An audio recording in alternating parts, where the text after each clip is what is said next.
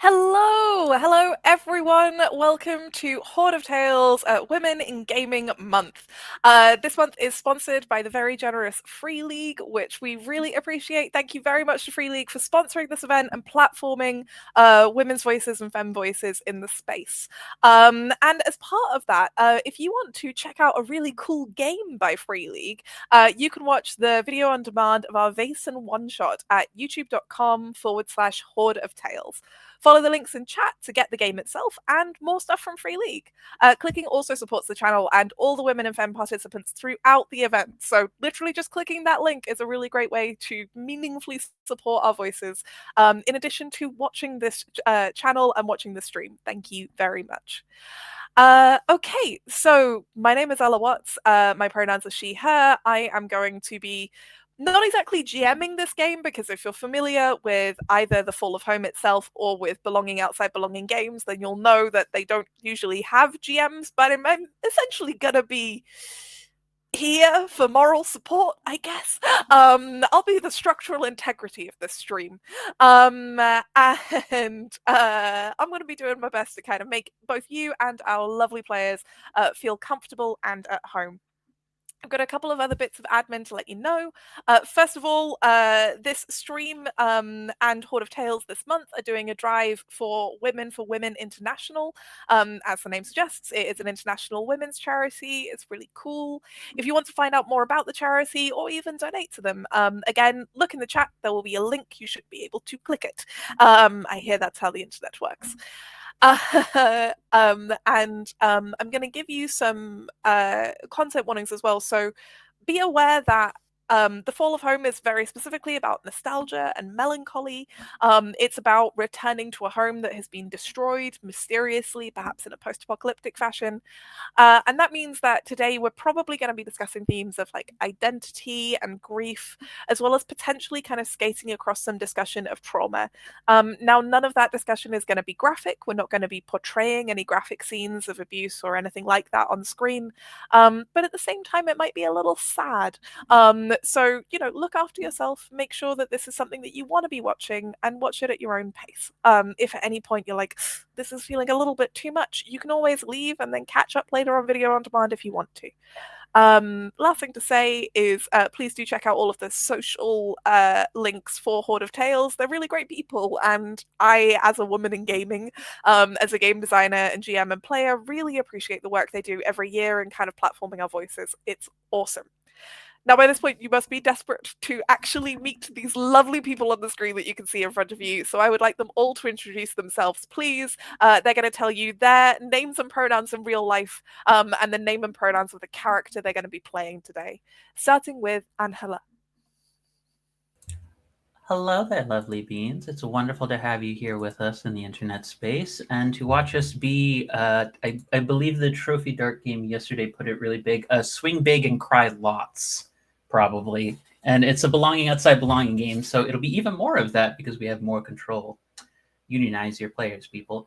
My name is Angela Lemos Mogrovejo. I use she, her pronouns, and I will be playing Ingrid, who also uses she, her pronouns, and we'll be playing from the Estranged Walk, which is one of the playbooks in the game, or the playbook equivalent. So that is me.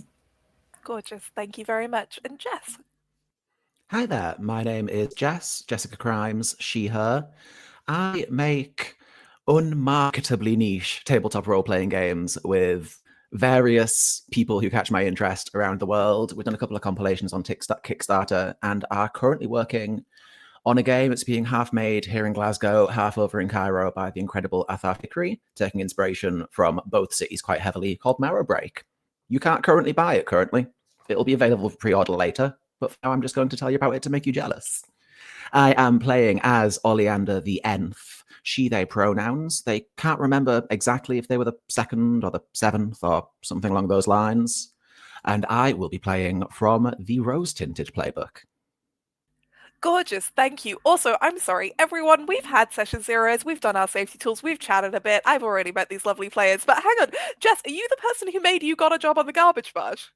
No, I'm not, unfortunately. Oh, okay, sorry. Tragically. Oh, never mind. Still, capitalism-resistant art is the best form of art. Last but not least, Miranda. Hi everyone, I'm Miranda Debenham. I am a theatre producer in real life, and my pronouns are she, her. And today I will be playing Kip, who also uses she, her pronouns, and I am playing the Wanderlost. Gorgeous. Thank you, everybody. Now, one other just little disclaimer for people at home. I have a cold, so I apologize. You're going to see me sniffling a lot on this stream. I'm going to mute myself when I'm blowing my nose, and I'm also going to occasionally need to cough. Luckily for me, this is a belonging outside belonging game, which, like I said already, doesn't actually really use game masters. So I'm not going to be overseeing things in the way you might imagine in other systems. Each of our lovely players is going to be bringing their own description and creation of the world. Still, if you're wondering why I'm a little quieter than normal, that'll be why. So we've alluded to it a bit, but today we're going to be playing The Fall of Home by Joe Winter. Look, it's so beautiful. You should buy it and support indie game designers. This is a beautiful game, and I'm going to read from the start of it to get us started in our game. So the overview on the first page is, no one is sure when it happened. No one is sure what exactly happened, or how, for that matter. All anyone seems to know is that your home is gone. Some say that it vanished in an instant, others that it crumbled away, decaying as though exposed to millennia in a matter of days. You remember it well, despite the years. You remember old haunts, familiar streets. You remember good times and bad. It can't be gone. Can it? Home is gone. The ruins in your memories remain. This is a game about people and how folks from a place can experience that place in wildly different ways. By picking through the ruins, together we will tell the story of home and why we ultimately left. So we're going to begin on the road. Our players, their various characters, are on the road home, and our first scene is going to be these characters meeting each other. Again, I'm going to give both you, the lovely people viewing, and also our wonderful players a little bit of an introduction just to get them in the right kind of mindset. Now, again, for people familiar with the game, and if you're not but want to learn how to play it, normally part of playing the game itself is collaboratively creating your characters and creating your home, deciding what its traits are, deciding what it is. Because this is a stream, we've had to kind of like rejig some little pieces of that so that we could prepare all the magic of pre-production, which means that, as we've already said, we've decided on our playbooks and we know a little bit about our home already, but I'll let the players themselves introduce it to you in just a moment. Okay, the road, Act 1.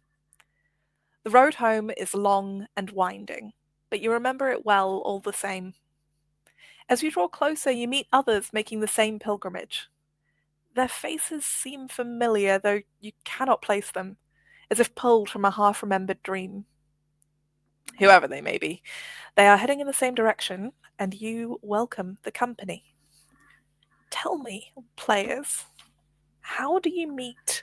Miranda, I want you to introduce and describe your character first. Tell me what they're looking like and who they meet first. Sure. So Kip is an older woman. She looks like she's been on the road for quite a long time, and she travels very light. She doesn't have the kind of large backpack that you might expect of a traveler, or anything like a suitcase. It's more like a sort of really large and weathered anorak, with more pockets than should really be on a coat.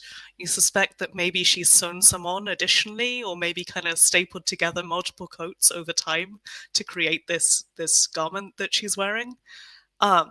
At a distance, you might mistake her for a large bird or something like that, with the shape of the flow of the material that she's got on her. She's moving a bit slower than some of the other pilgrims or travelers, because she uses a walking stick, and you can see sometimes that she's leaning on it quite heavily to move and seems to be in some pain.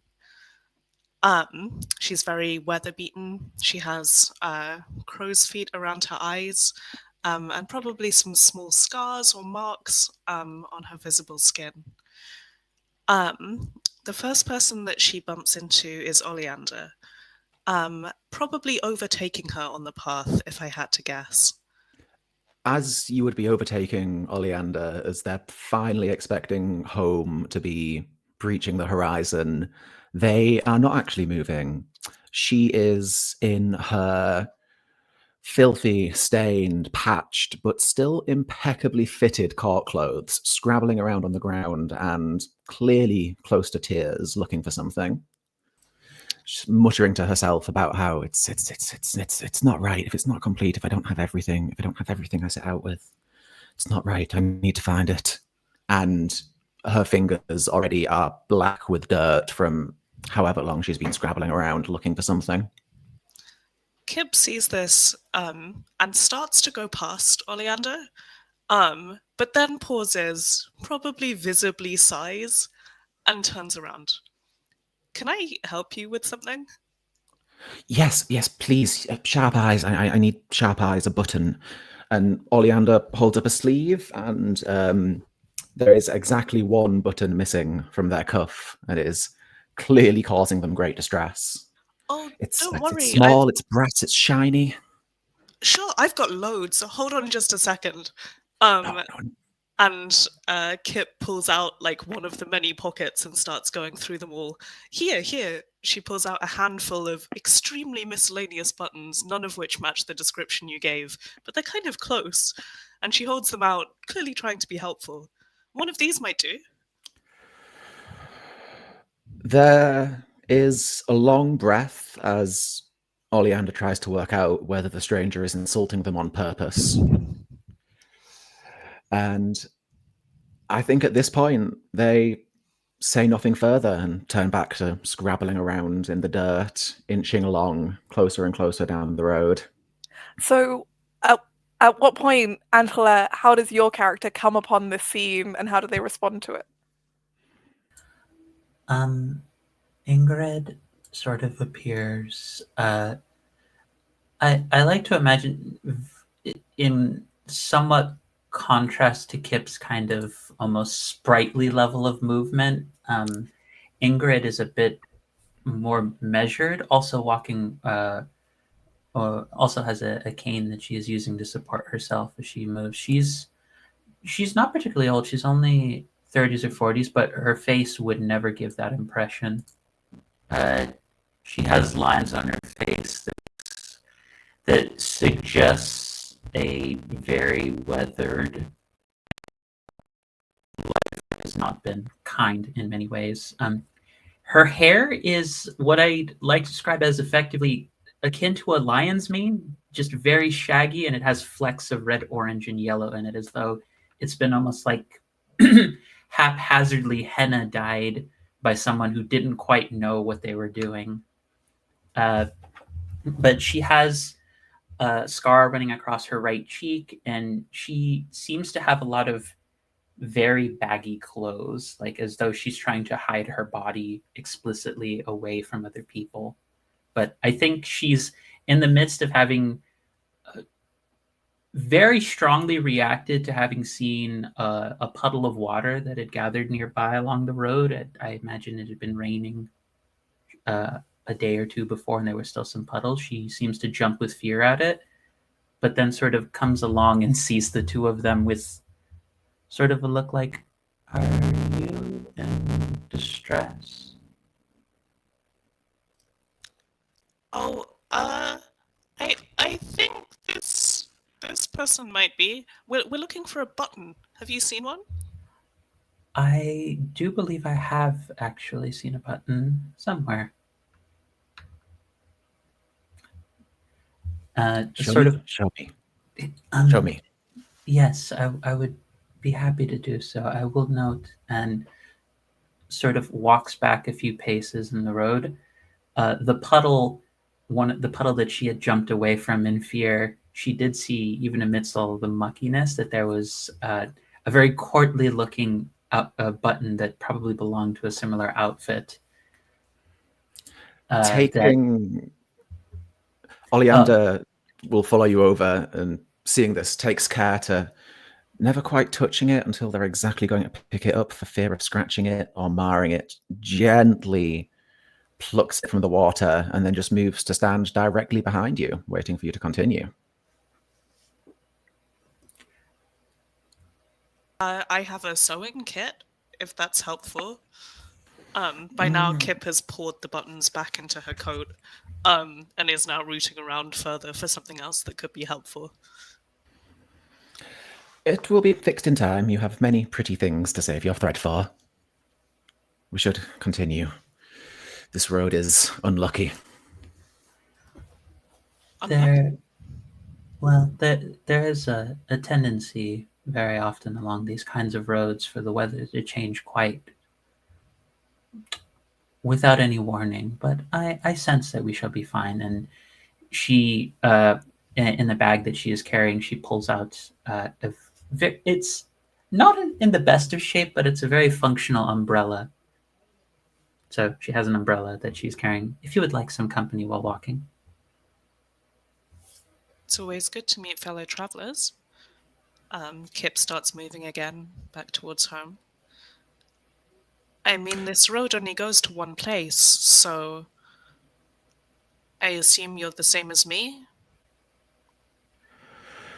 I know I'm going somewhere down this road. The finer details escape the moment, but I think at the very least our destinations rhyme.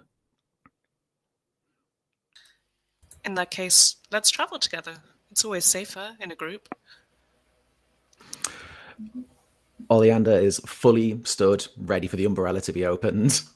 Little too close for comfort, but perfectly close enough to stay dry under the rain. Out of curiosity, how tall is Oleander? That's a very good question. They're of moderate height, but as is appropriate for someone, whatever their station was, their boots add a good couple of inches. That's cheating. That's cheating. I like it. I like this kind of height cheating. She is Ingrid would sort of nod slowly and positively and say, Ingrid, pleasure to meet you both. Is a little, it's not hesitant, but definitely seems a tad skittish around Oleander's just lack of personal boundary respecting. Oh, yes, I'm Kip. Good to meet you both. I'm sorry about your jacket. It looks like it's very important. It is, I suppose, a little more than a symbol anymore, but it's a symbol I will continue to cling to as long as I can. It's, well, we've all forgotten a lot of things along the road, haven't we? Yes. I mean, the road takes things from you and gives things back. It's always good to find a balance.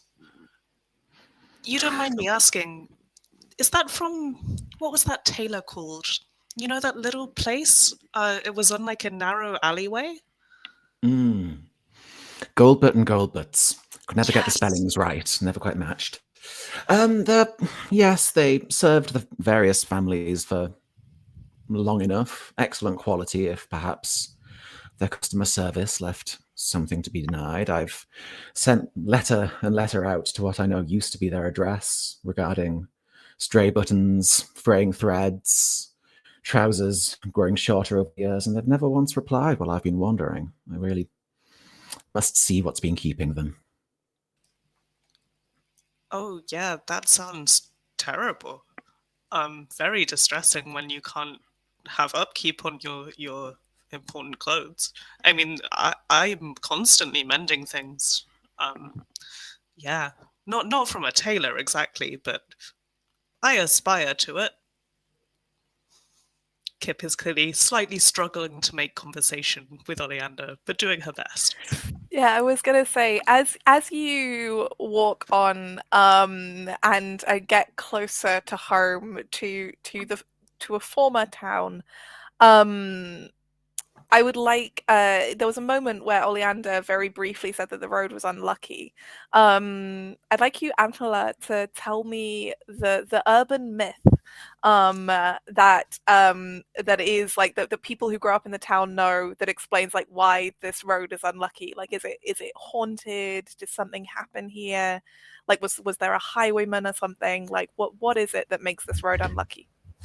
So I'm very glad you've asked me an urban myth one, because I just remembered a horror story from when I was a young kid. So this is perfect. There used to be tales of a very charming man who would appear occasionally on the road, and most people during the first times this person was sighted would often speak of someone very very plain clothes, very warm, very sweet, but had a very distinct like gold tooth that almost shined. Never anything of silver, never anything of iron, just was gold. And on other occasions, people swore there was a certain level of malevolence on his face that would appear just in a brief flash. And people could swear they saw almost moth-like wings appear from his back on one occasion. But it was always one of those like, did I see that right? That can't be right. But the bird populations around here never seem to be the same ever since the story of the man appeared. And there used to be certain kinds of flowers that never flourished that very much started to flourish whenever he was here. So people took it as a bad sign. Wherever the flowers would crop up, wherever they would be tended to, he would appear. I love that. As you walk on, and Ingrid is kind of like reflecting on this, looking at the banks of the road for these particular flowers. Kip is attempting unsuccessfully to kind of make conversation with Oleander.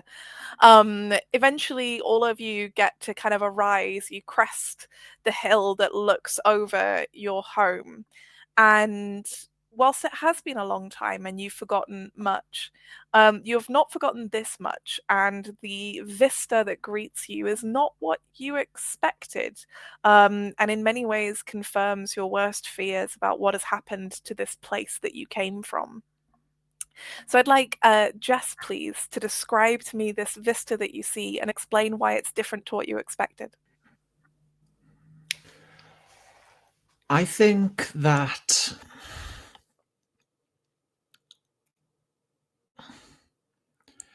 this place used to be, specifically the old road we're walking along now.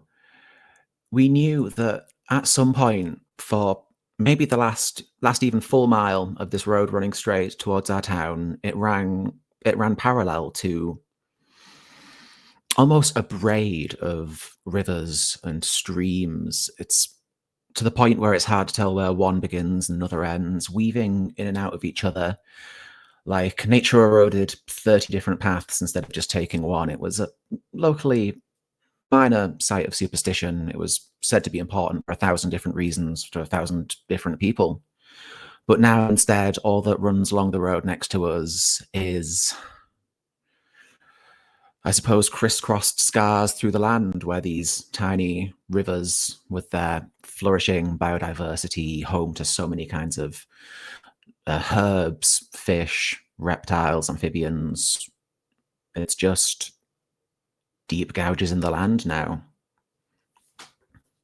And other things have started to grow there. Plants that Oleander doesn't recognize, bird songs that she's never heard before, making their little burrowed nests into the ridges and the cracks. And yeah, as I think we continue walking, Oleander sees a group of shrubs which had apparently gone extinct in this area long before they even set out walking. They were supposed to have some old medicinal purpose, but Oleander could never remember what. And seeing this, asks their companions if any of them remember this old plant that used to be. It was a faded symbol of good luck, and I suppose it's come back now, but it had uses if anyone recalls them. I know it. It's rosewood. You use it for injuries. Like you can make a paste with it, I think. I've never seen anyone do it, but I saw it in an old book. That was it. I remember, I don't know if it was the same book, but old stories, founding founding stories of this town. They talked about healing wort, which had long since withered and faded. I suppose I thought it some was old things fill the gaps. I thought it was healing waters, right? I thought that was the whole point, the reason why it's on the rivers. Fascinating.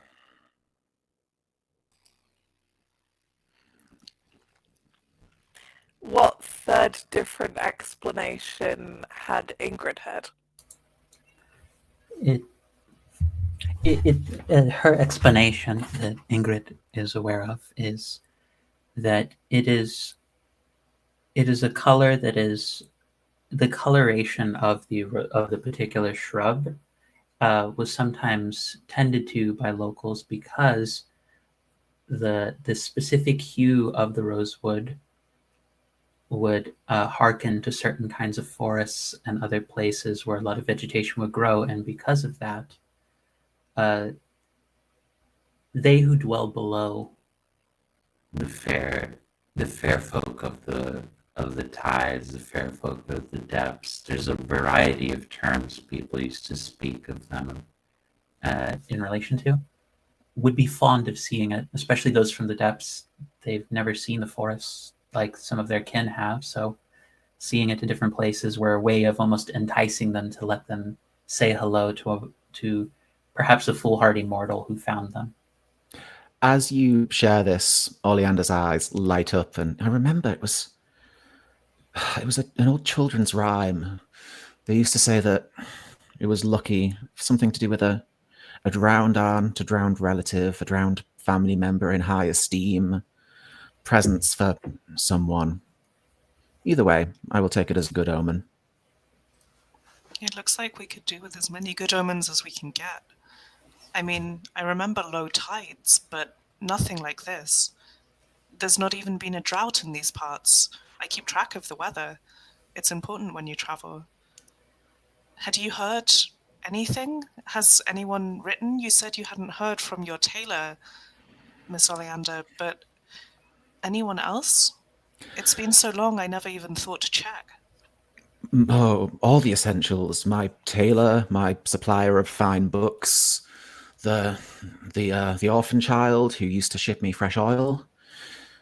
Everything that one needs to complete a satisfactory life on the road has drifted out of contact one by one. My necessities, my fineries. I don't know how we're supposed to continue. Kip visibly raises eyebrows at my orphan child, but then restrains herself. It's like, there's a lot going on here. We're not going to judge. But is sort of stifling laughter almost when she says, "Oh yes, I too like fine oils. But perhaps there's still some in the town, I suppose." To be lowered to the indignity of resupplying myself, but alas, we make do. We continue. Miss Ingrid, do you travel a lot? Do you know these roads? Yes, I have. It has been some time since I have wandered back this way, but I do tend to travel and hear stories. And there's a particular focus to the way that I'm saying it. There's never really a meeting of your eyes. There's always sort of a looking down to the ground and sort of always, if there's anything remotely wet along the path, even though most of it has been dried up, usually she always takes care to move her cane and adjust it so she can walk around it. You don't think, and I understand we're dealing with dire circumstances here, and it truly could be anything. And I really don't want to. I hesitate to even voice it, but what if we've fallen out of fashion? What if wandering is no longer the done thing among the people of means? What if what if they're laughing at us? Oh, what have I done? They're certainly laughing at somebody. I don't know. I was going to say I love online conversations. I'm going to mute myself. You go. I was just going to say that with the potential of this dread knowledge hanging over them, Oleander will go wide-eyed and quiet. You travel because it's fashionable. Her fashion's changed so much since I left. When I left, I was one of the first. Everyone always stayed in town. It was suffocating. It was like being on a pile of everyone your aunties ever knew.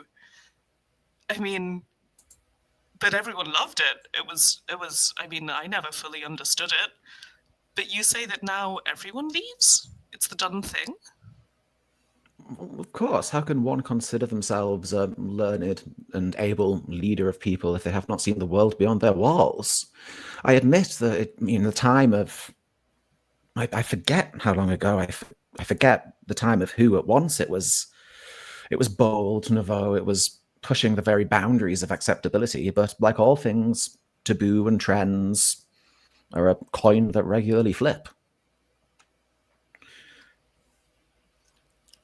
Kip looks pretty surprised at that. But pleased. You must have seen a lot then. Have you travelled beyond this area? Have you crossed the seas?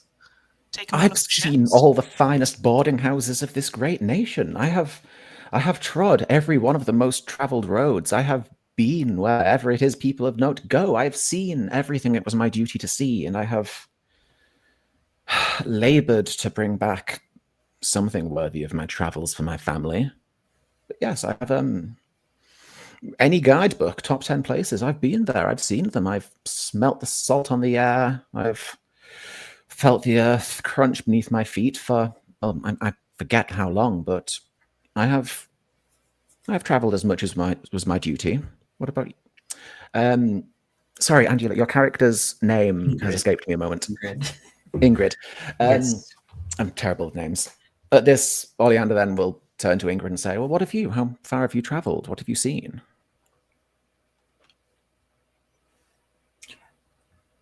I've seen places where many fabrics and many outfits of different people have been quite shocking to me, and seeing just how beautifully they're woven together. I remember passing along a mountain in which, for the first time in a while, I saw people who looked closer to me, and I had hoped to learn from them, and I was very fortunate in that they were open to giving me home when I had all but lost mine. It sounds like you found good people. May I ask, if you travelled so widely, did you ever hear anything of the water? It's just, when I was a child, I heard so many stories from the sailors passing through, the ship's captains, and I've always wanted to go further. That's what I have always done, travel further, do more, see more. There's so much to see, so many places to go and people to meet, but I've never been able to go deep, you know? Only far. And it's not the same thing when you come from the lake. I have made it a focus of mine to not be involved with the sea if I can be. I've only ever gone by necessity, hence why you see her cane is quite weathered, like it's been used extensively across a load of places. I'm not the biggest fan of water and such, and I do recall many of the sailors. I remember that there was a friend of mine who took it upon himself, or at least he was a friend at one point, who tried very hard to get me to fall back in love with the sea the same way that he did. His name was Gregor. He was very accomplished as far as a sailor was. He used to just take people out on the lake into different places, and he was very sweet. He was very kind to me. I'm sorry, I didn't mean to upset you. It is not upset, dear. I It's the difficulty of speaking of a thing that you know. Have you ever been involved in conversation where everyone is excited about a place or a person, and you are the only one privy to the horrors of that place or that person? It is Not very often. similar. Kip takes this seriously, and if she is wayfinding or helping over any obstacles, will now start to go out of her way to help Ingrid around any patches of water, and steer the group clear of anything that might remain. And with that subtle shift in the dynamics between the three of you, first strangers and now not quite that, you arrive back at home at Limina, the town which you all came from. What spreads before you is a barren vista. It was once a deep and mighty lake. It is no longer that. Instead, it is dry and dusty and golden to the horizon. Now, all of you have traveled, true, but of all of you, Kip has certainly traveled the farthest and to the wildest places. Kip, describe to me the fantastical desert that this reminds you of as you look at it and how you got there. Kip looks at this huge emptiness, and she thinks about a place that she visited that had not even any name. It had no peoples in it, barely any animals, just strange sprouting roots and plants that seemed to be growing upside down almost, like they were taking their energy from the air rather than the ground. It was a place where cracks ran through the ground, and in them you could almost see light, though there shouldn't be light underground. Perhaps some kind of bioluminescent moss. That was the taken explanation of where that light came from. Though Kip was never truly sure, you could never sample it or quite reach far enough to see where the light came from. It was eerie, and the emptiness was the eeriest thing. It was the true silence that comes from a place that has never known people, that has only known wildness. And this feels like an echo of that. It's not the same, there are the traces of the people here, but the sense of strangeness, the sense that something is missing and fundamentally wrong is still here, and she's immediately slightly on her guard for reasons that she can't even really put into words. But you would see that her spine kind of straightens a little and perhaps her shoulders go up. Maybe she even self-consciously grips more on her walking stick as she moves.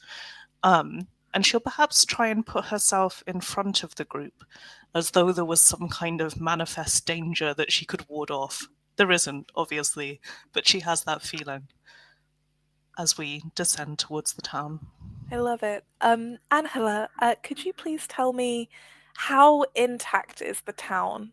Are all the buildings gone? Are they still there? Like, are we looking at ruins? I would like to think that it's a bit of a mixture. It's the kind of way where you can see obvious signs that this place was much bigger, much more thriving and lively, but the amount that remains would be the equivalent of like if you had set up a tourist gift shop next to like a treasured monument to an ancient civilization of some kind. It's the equivalent of like, well, there is an auditorium's worth of space that now is sort of the focus for where people are now, but it is far different than what it was before. Before, it felt like at some moments you could look out and feel like the horizon would never end, even though the lake obviously had a limitation and a border. And now it's hard to see the end of what is gone in a way. The presence of what is here almost seems to reinforce that feeling of loss and what is absent.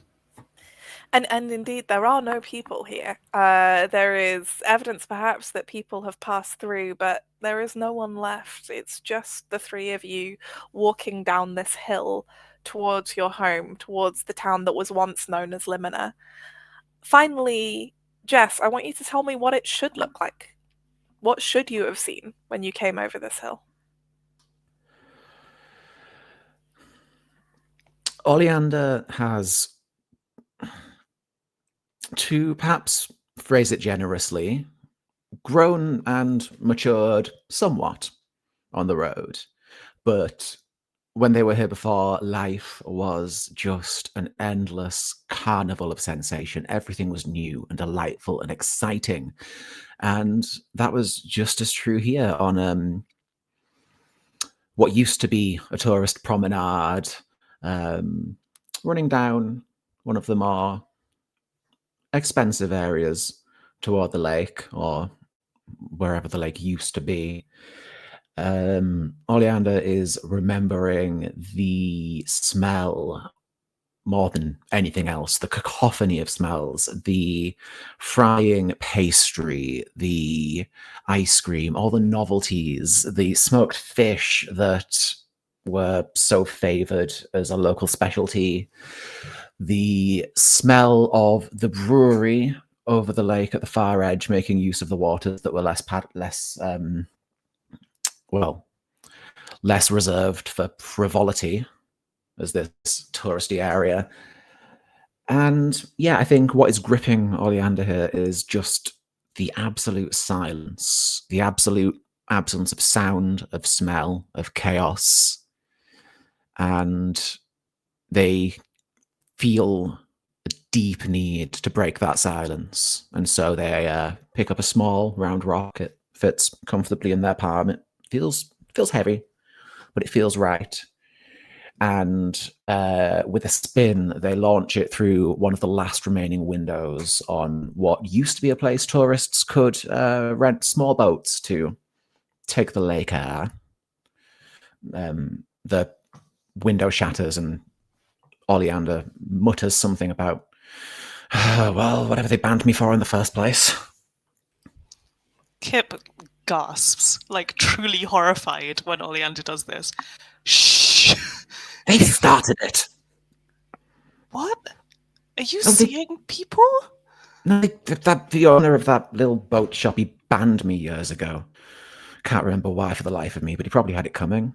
Besides, it's too quiet. It's too serene and borderline peaceful. Wait, were you one of the kids that used to take the boats out and not return them? There were like a pack of you, right? You see a solid 3 years of Oleander's life that they have actively just not made any effort to remember, fully re-emerges for an instant in their mind before being wiped away again. God, yes, well, I suppose some of us were rather little shits. I mean, it's just kids. They always found the boats later, don't worry. Some of us used to pull them up onto the banks where they washed ashore. Although I never understood how you all got home again. It's a city. If you have means, you have means. Right, of course. Kip will approach the broken window, and go inside the fishing shop, and slowly piece all of the bits of glass that have shattered together into a single neat pile. You don't want to waste anything. If we can put this back together, maybe it might help someone. Where did you get so good at that whole fixing thing? Well, some of us don't have means, so to speak. And when you don't have them, you have to make do with what you've got. And anyway, I found on the road that the more that you can pick up, the little bits and pieces, the more you can help other people in the future, and one good turn deserves another. You know, you give someone a button, and the next time they see you, they give you a fish. It's all great that you have fish. It's perfect. Has that never happened for you? I've been given fish before. But for money, right? Yes, of course. Buttons. I've never been unburdened by ambition. I I know how the world is, and I know how I would like the world to be, and I know how to apply myself to convert from one to the other. Oleander is picking up nothing that is being put down here. And I would like to say, at this point we are fully into Act 2, the ruins. So I want us to pause for a moment, and then I'm going to call on Angela to start us off in this section. So just so that you've got it kind of whirring in your head whilst I introduce this section, Angela, I'm going to ask you in a moment to find a remnant for me somewhere in town, maybe near this boat shop where Kip and Oleander have gone, maybe nearby. But let me introduce Act 2. Act 2, the ruins. When you heard that home was gone, you didn't quite believe it. Yet here you are, a stranger in a place you once knew, as if centuries have passed in the blink of an eye. Nature has claimed these ruins, but through the greenery of the present you can still identify brief glimpses of a familiar past. It's only natural you would latch onto them. Our story, as well as that of home, is told over several scenes. Scenes take the form of self-contained flashbacks about home and our time there. Scenes are, above all else, conversations. People will have different ideas on where to take the story. Our job is to make sure that, no matter what, our memories of home are honest and filled with emotion. To initiate a scene, one of us must first spend a remnant. Remnants represent items, locations, or sensory experiences found amongst the rubble, each of which serve as impetus for our characters to share a memory of home. The player who begins the scene has broad control over the framing and direction of the narrative, but all of us help shape their experience. We can speak for side characters, chip in with small details, or just make suggestions. Additionally, each of us has access to a move we may use during scenes to introduce complications, new plot threads, and characters. A scene ends when we feel it has reached a natural conclusion. Before we end a scene, each of us has the option of branching off and playing out a shorter scene from our own perspective using the same remnant as inspiration. Once we are finished with a scene, everyone who participated checks for fragments. Fragments are crystallizations of the home we remember and that no longer exists, and are found in one of two ways. First, by referencing a trait during a scene. These are the traits that you use to describe home that you chose previously. Or, second, by fulfilling the requirements of your walk's unique recollect during a scene. That will be on your character sheet. The decision of whether we feel we have met one of these conditions is up to us. If you're unsure, you can always ask for someone else's opinion. Everyone who meets at least one of these conditions marks one fragment on their track. Fragments affect the outcome of our story's conclusion in the resolution. We may continue picking through the ruins until none of us have any remnants remaining, or until we feel we have found everything we need to progress. From there, we move onward to the resolution. So what I am going to say, and we'll probably do this during our break, just for the sake of saving you all watching us doing some admin, is that I think we all kind of picked up some fragments from that introductory scene. I think we all mentioned things that were relevant to home as well as relevant to our walks. So we'll fill in some of those from there. But also I want each of you to know that each of you has 2 remnants to use. You can spend those 2 remnants whenever you feel is appropriate. But I'm going to call on Angela to spend one of her remnants first, please. I know exactly what Ingrid finds, it being a reminder of when she was living in this home. There is a massive sailboat that many people used to actually, sort of building off of what Kip gave. There were a lot of teenagers who really liked to go out onto the lake and just swim out farther than was advised and such, especially during evening hours when people used to tell stories that if you're not home by a certain time, the folk from below will get you. Like, there used to be stories of that. But I think we find like a just broken apart, shattered fragment of the ship that is named the Crooning Siren. Just some distance away from the boat shops around. And how does this bring us back into the past. Describe to me, introduce this scene in the past that we're going to act out now that is a moment from Ingrid's past that left an impact on her and that reminds her of home and defines her relationship with home in some way. So like what day of the year is it? Is it spring? Is it autumn? Who's she with? Is it morning? Is it afternoon? It's evening. It's way out on the lake itself. There are so many different people. It's a birthday party, essentially. It's Ingrid's birthday party in a way. It's just a bunch of different friends, or at least people she remembers as friends being there, celebrating and saying that like we were all going to go take a dare to try and dive down as deeply as we can to see if we can meet someone, because a few random friends had noted we've actually met somebody and we think we can get you there, and we would love for you to tell us what that experience is like. Basically, they knew that she was very, very much a weirdo and very much was obsessed with stories related to the people down below. Okay, so Miranda and Jess, I want you to join me in being the other people at this party. Yes! I'm free! I can walk on water! I can walk on water! I can't walk on water. I can't walk on water. Oh, so much fish, so much fish. I know it's expensive fish, but it was so much fish. But it's so much fish. I didn't know fish could be alcoholic. Oh no! How did you manage to get alcoholic fish? No, you just I'm you very put it creative. you put it in the jar with the stuff, and you like Pickled swirl it. fish? Only grandmas eat pickled fish. Why did you? God, Why did oh you? my god, you put it Well, with, I'm a with cool the grandma. alcohol. If I'm fish grandma, I'm a cool fish grandma. If you have to introduce cool as a modifier for a term, then that doesn't automatically make it cool. It either already has coolness as part of its very constituent being, or it's not cool. That's how This that is works. a party. How do you know You're what like cool a is little anyway? bit weird. Come on. Like just like a little Shh, bit. shh, Like, shh, shh. oh, sorry. No, you're great. Amazing. Happy birthday. Yeah.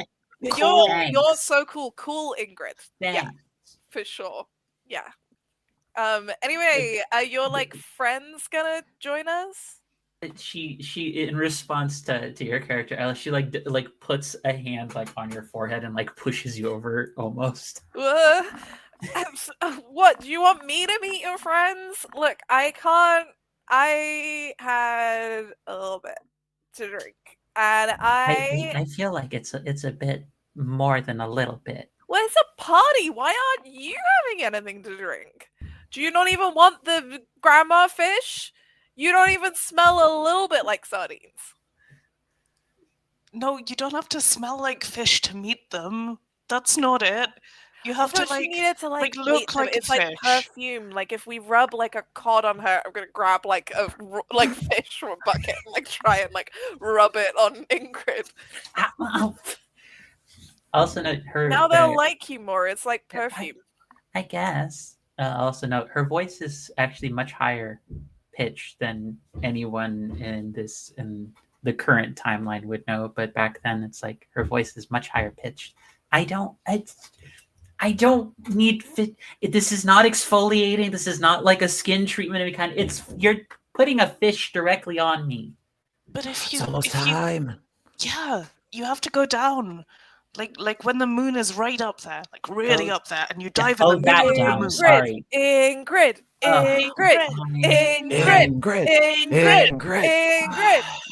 Woo! Jumps over the boat, over the side of the boat, into the water. What happens next? She's floating there for a bit, and she's like, "Wait, I think I see something." What? Really? Wait, she said she thinks she sees something. Come on, come over. It's like thunder of feet. She just out of nowhere is just swept down. Oh, shit. Quick, someone get a rope. No, what if it sucks us down too? A rope? Are you crazy? What if we're No, holding a rope ropes and then it'll pull us in? Rope. Great. Throw it in. Tie it to something. Oh shit, we were meant to hold one end of that. Oh, Another rope. More rope. oh well, this isn't a very long rope. Stop the boat. Stop, We need to stop moving. We need to stop the boat. Stop the boat. There's some kid at the front going, driving it so fast. I think the boat might be starting to leave you behind a little bit, Ingrid, as these drunk kids, like there's a kind of like little bit of rope trailing out behind. But what happens now? Like she's been dragged down. What's happening to her down there? She,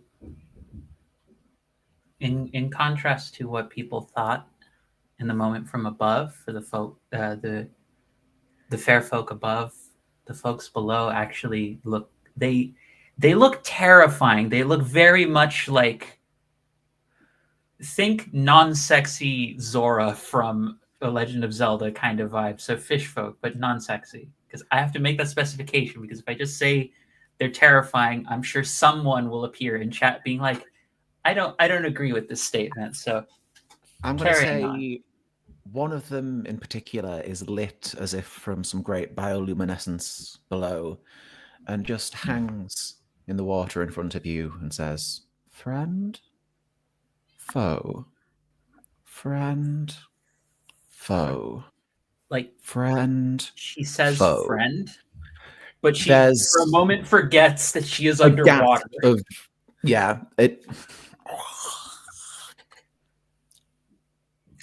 Nobody clip that.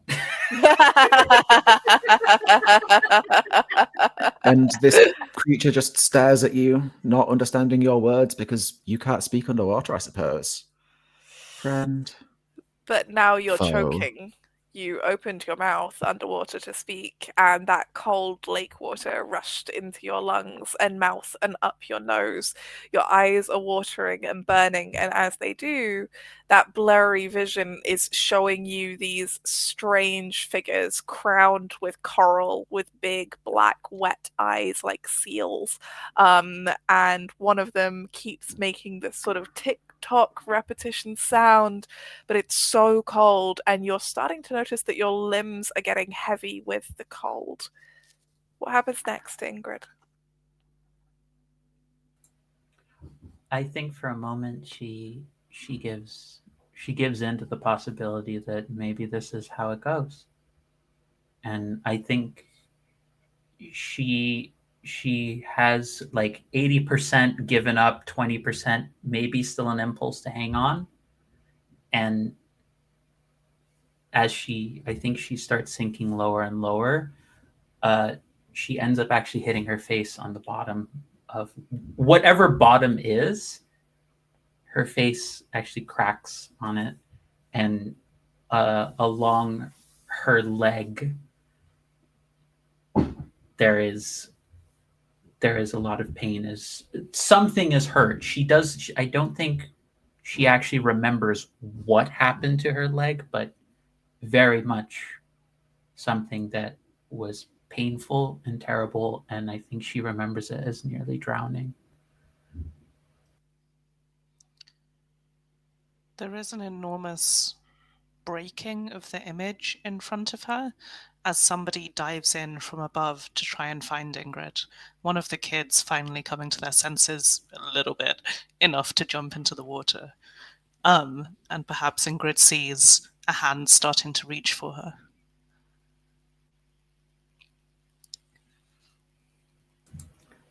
I think there is a look of the last fading bit of consciousness. Her hand reaches out and probably is grabbed by somebody.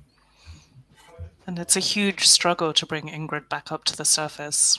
A weak swimmer, probably drunk, trying to get another person up. There's probably moments where it feels like you're both going to sink, and maybe even the rescuer almost does let go for a minute to breathe, and then comes back again to get Ingrid. But eventually both of you break the surface, and there's, I imagine, a commotion. Oh my god! Is she dead? Did she drown? What the fuck? So we're not Help. supposed to stay down there that long. We need help. I can't. And then they both go under again and then come back up. No, guys, come on. We need to help out. Kind of. I saw them. I saw them. What? I saw them. Ingrid, you almost died. Are you? She is so pale. This is It's really so weird. cold. Someone get a blanket. Get her warmed up. Get her warmed up. Okay. I've got one. Here you go. I'll just.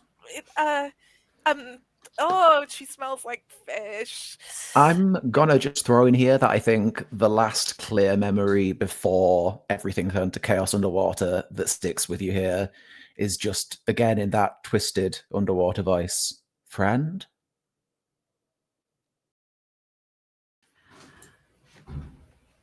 Yeah. As this kind of chaos ensues and we kind of zoom out from the kids in the boat on this massive lake, and we kind of keep zooming and the lake just keeps getting bigger until they are just a tiny speck on the water. Angela, why is this memory something that defines home for you, and why does it connect to why you left?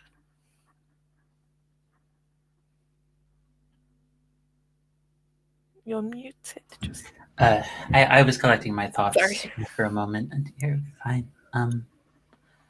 I think in the contemporary moment, in the present time, there is a sense in which that was what made it clear for her that this is what home was only ever going to be for her.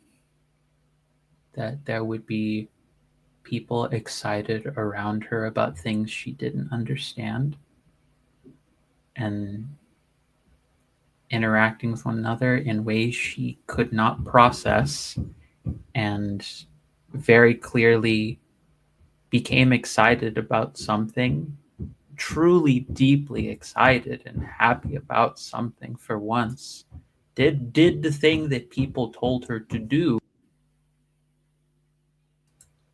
and in fulfilling it, in nearly dying for it, what did she have to remember it?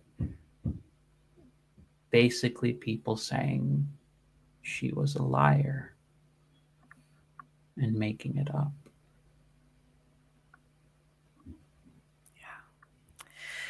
So we kind of return with a little remembered shiver of that near drowning to the present moment. And Oleander and Kip, by this point you've noticed the way that Ingrid seems kind of transfixed by the name on the side of this boat, moored nearby. And whatever mood she's in, it may not be one for speaking right now. So you take a moment to kind of fan out and explore through the town.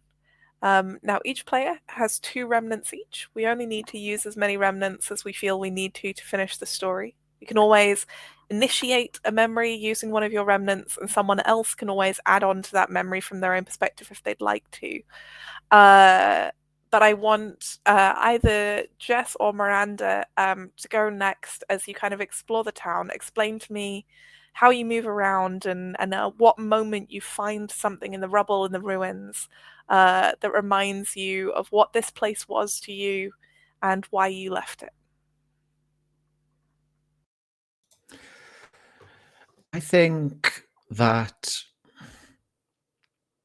any care Oleander is taking to move through this town with a sense of respect or with a sense of care and attentiveness is purely coming from from a lack of intentionally wishing to upset or disturb their traveling companions. But I imagine, in comparison to the two, Oleander is being much more open about just walking in the middle of the street, sticking her head through a door into a building that used to be full of life and now is completely empty, turning over large stones on the street, just almost fidgeting, just constantly looking for new data and new inputs, taking very little care how they go about doing that, until eventually they reach. It used to be kind of like a checkpoint, a little more than just a fancy done-up shed used for storage and administration by whatever kind of law enforcement existed in this town, and recognizes it specifically, not at first, but when they see the way that the old wooden door has a dent in it from clearly being hit with quite a lot of force, their memories begin to connect, and they remember being here. They remember feeling with certainty that they absolutely had to leave because they had brought some kind of shame to their family, some kind of dishonor, and they needed to set out, do the done thing. They had something in their mind about how to make it right, but it escapes them now. And yeah, I'd specifically like to key this into the recollect move of the rose-tinted. Oleander is standing here, remembering that there was a public scandal. They had to leave. They got chased out. It was something to do with how the structure got damaged, but it just escapes them. But there's a chance someone else could remember anything of the specifics of how this got damaged. Kip will have been following Oleander somewhat, making sure not to completely lose track of her. But meanwhile picking her own way through the ruins. But she'll see that Oleander is hesitating at this place and come on over. I did something stupid here. I did something stupid here that changed my life forever. This wasn't the place. There was something about, like, trying to break down the door with a battering ram. It's been a long time. It was some kind of student thing, perhaps. When you say this, yeah, as we just saw with our companion staring out over what used to be a very fine boat, Oleander similarly is whisked backwards to a moment from an instant from their late teens at most. They were a fool. They were studying. And they just remember being there with one of their closest companions, a person we'll call Roger. They had taken a traffic bollard and tipped it to use as an improvised battering ram, and were trying to break down this door to accost a member of the town's constabulary, just screaming, we know you're in there! We know you're in there! Come on and face us! Face us for honor, damn it! Well, if you don't stop that right now, I'll call the... Well, I'll certainly be forced to... That was my sister you insulted. Exactly. Her sister. Do you have any idea what you've done? Do you have no concept of who we are? Well, I don't know what they're talking about or what manner of insult you presume that I have inflicted, but I am certain that if I administered some discipline, that it was necessary for the lawful upkeep of the town. 3, 2, 1, bam! One more hit, the door finally crumples. All right. Look at me, you tiny little toad of a man, you freshwater spawnling. You brought dishonor to me and to my sister. By insulting my sister, you insulted my entire family. You insulted generations and generations of Oleander after Oleander after Oleander, and now it comes to me, and you think that you can hide behind your badge and your laws and your rules and your office? Oleander, I'm not exactly certain that this is a good idea. I understand you have a sense of protecting me as my sibling, but perhaps it's not the best decision at this moment. Perhaps put the battering ram down. You don't understand. This is about family. This is about honor, our name. I am the family being considered here in this moment, so... all right. I think perhaps I should contact your parents. That is like one of these like little dial phones that kind of like, you gotta put your finger in and pull it round, like... We can't do it quickly with having like a cell phone. yeah, No, it's more like- dramatic if it's a dial old school. little rotary phone. Just bear with me one moment, and I'm sure we'll get this all sorted out. This is Oh, yeah. bigger than you, sister. And It's- as you go to finish dialing, Oleander fully body checks this man into the wall. You don't understand who you're dealing with. You don't understand. We're important. We're bigger than you. We have resources. We have finances. I can have your job. I don't even have to have you fired. I can have your job made entirely redundant, like that, with one word to my family. So you are going to grovel, and you're going to apologize and know your place. And you're going to know that the only consequence that comes of this is you and your face in the dirt. Now apologize to my family. And I think it's probably around this point that the rest of the constabulary begin to turn up. Yep. Gathering Yep. crowd. Oleander. What's all this then? Apologies, there's been Who did that to the shed? That's to the station. That's property damage, that is. You didn't see anything. Oh, well, Nothing I happened did. here of consequence. Oh, think you Mr. might be Oleander- a little Oleander, but I'm afraid, sweetheart, that all of your money and all of your respectability comes from the laws of this good township, and you have just broken them, and I'm certain your family and their family name would be very interested to hear that. Now, are Oh, you gonna what are make you this going easy? to do? You going to arrest me? You going to arrest me, you? Ollie, stop talking, please. This isn't Miranda. about you. Miranda, I think, like, the various cops kind of, like, step forward, encircling these teens. And yeah, like, Oleander is taller than the one guy in the shed. They are not taller than all Nope. of these adult police officers as a teenager. I don't think that they have guns, but they probably do have, like, batons or something. And I don't think they particularly want to hurt you. You are a teenager, but I also think that they are, like, you are overwhelmingly outmatched and outgunned in this moment. Back in the present, Oleander just runs a finger down the scar where their cheek was split open by a baton and remembers perhaps the first, perhaps the only time they ever actually experienced a consequence.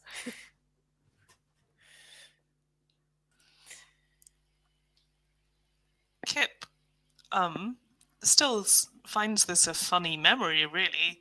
Isn't really picking up on how important this is for Kip. Yeah, what was it? It was like a traffic cone. It was great. It was the talk of the town for weeks, honestly.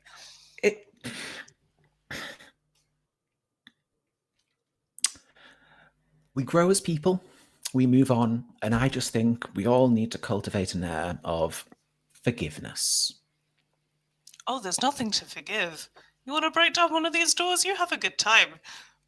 But that can't have been you. Surely it was too long ago. I wish I could remember how long ago it was, but it's all muddied. It was approximately 47 years ago. Yeah, that tracks. That makes sense. I think, yeah, with that question in their mind, Oleander falls fully silent and is visibly attempting to do math in their head and failing to find any kind of consistent answer. And I'm going to say that the one item actually left in this checkpoint was just it's probably not the same one. It's probably from perhaps decades later from what I'm hearing now, but it's a little dented brass badge of exactly the kind that the person they were screaming at was wearing, and tucks it into a little pocket as a trophy or a memento. You know she never forgot about it. I wish everyone would. Well, There's- there isn't really an everyone anymore, so I guess you got your wish. Suppose I did. Happy endings after all. Do you truly not care? I mean, was there no one here that you still cared about? I had family here. Aunts, uncles, cousins. And you haven't heard from them in however long it's been. I mean, Not the whole 40 years, not to age myself. 40 but years. more recently, yeah, I suppose it has kind of stopped.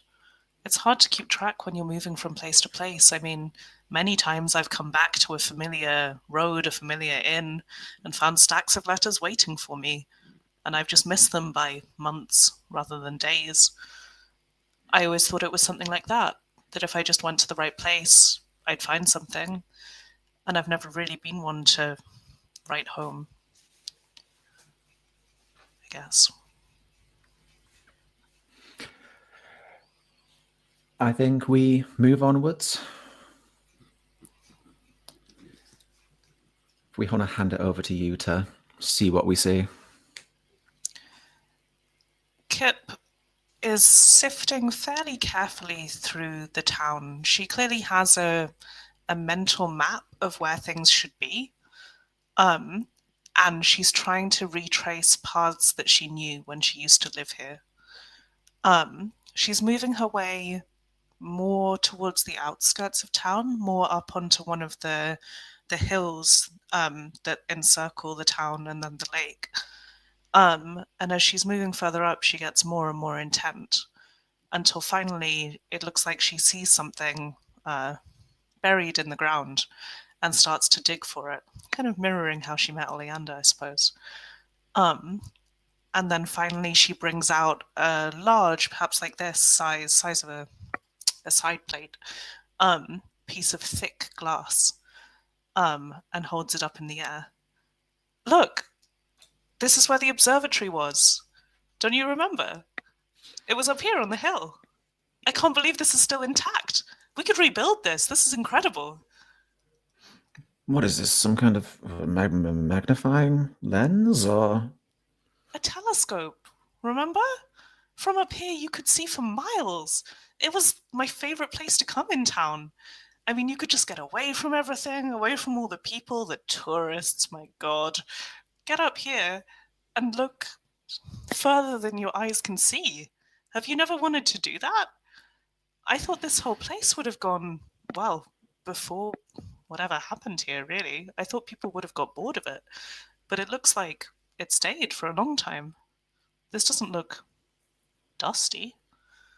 It looks almost new.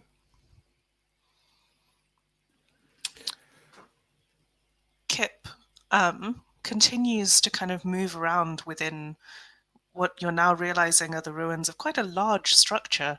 Perhaps a piece of collapsed dome is in part of it, like the top of an observatory or a planetarium or something like that.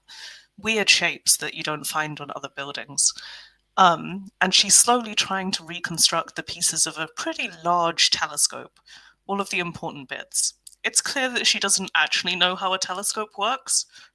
She doesn't fully understand what the important bits are, but she knows that the glass is the main part. So that's what she's going for, glass and mirrors. Almost like a magpie picking through fallen over structures, fallen over bits of furniture, and pulling out slowly, one by one, these pieces of equipment. And when she has them all, or what she thinks is them all anyway, she lines them up by size, because a telescope gets bigger towards one end, right? And looks at them, and then sort of seems a bit crestfallen. I don't know how any of this works. I mean, normally I'm good at putting things back together, but this, you have to be a specialist. Do you remember that old guy who used to work here? Mr. His name was Herman. Herman. That's right. Did you know him too? He was a friend. Well, as much as a much older man can be a friend to a very odd, very quiet teenager. Yeah. He was good to me too, but it must have been before your time. I remember the first time that I came here. It was a school trip. There were loads of us. There were like 20 kids maybe, and we've been brought here on the last day of term, a big outing like they do. I remember being bored, Like, I didn't want to come here particularly. And it seemed like a waste of time when you could be out on the water, you know? But they brought us all the way up here, trekking up the hill. And it was in the middle of summer, so hot. And then we got shown round by Herman, and he was going on and on about, you know, all of the different measurements that they do here and looking at the sky. But I was never that interested in the sky, you know? It was always about the land and how far I could see. And I guess Kip starts to move around, touching things and remembering her first visit. Of course, children, it is critical to remember that the optical index of the glass gives us the functions that we need to derive the necessary curve for internal... Excuse me? Yes, there. I have a question. Is it true that there is really a planet? is there really a planet called your anus? As I was saying, the optical index needs to maintain a constant theta value of 0.3333. It's in our books. It's in our books. Or should we call it Uranus? Suppose you think the stars are a laughing matter, do you? Well, no, but that's what it's called, isn't It's it? not like we can go see them. I mean, there's no way to even know they're there. Oh, that is where we're getting to the good bit. None of you have ever seen a planet? None of you have ever seen... Well, I'll tell you what, we can't show you Uranus today, but if you can stop giggling, and if you can focus very hard and pay very good attention, we can show you the red planet. It's low on the horizon today. You'll be able to spot it as an extra red star. And I think leaving the tidbit of information that you'll get to actually see it yourself coming up, Herman dives into another long lecture and ramble. Take his gaze off any of the kids being too precisely watched. the kids, I think, like maintain their focus for 2 minutes, and then like slowly start to like fracture. It's kind of an endurance marathon of how many can keep their attention focused, and like they kind of like crumble a little bit. Kip is really trying, but her heart's just not in it, and she starts to wander around the room a little bit, peering into things and opening drawers. And getting more and more interested in the kind of mechanics of how all of this works. She's not paying any attention to what Herman is saying until he says that he's going to let them have a go on the telescope. And then she's immediately enthralled, turns straight back towards him, and almost elbows her way to the front of the crowd. Hey, ow! Shh! I just want to look. Fine. No. Let's see. I will need a volunteer. Ah, yes. Me. What's your name? Kip. I'm Kip. Can I have a go? I suppose there's no harm in letting you take the first look. If you can tell me,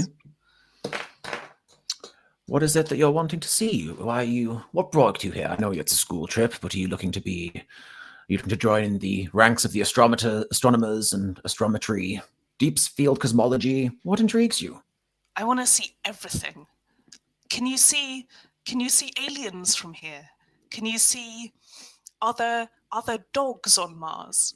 Can you see birds? Do they have birds?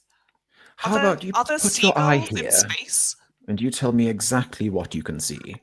And Herman guides Kip to the eyepiece and begins making some focusing tweaks. It's all blurry. I don't see anything.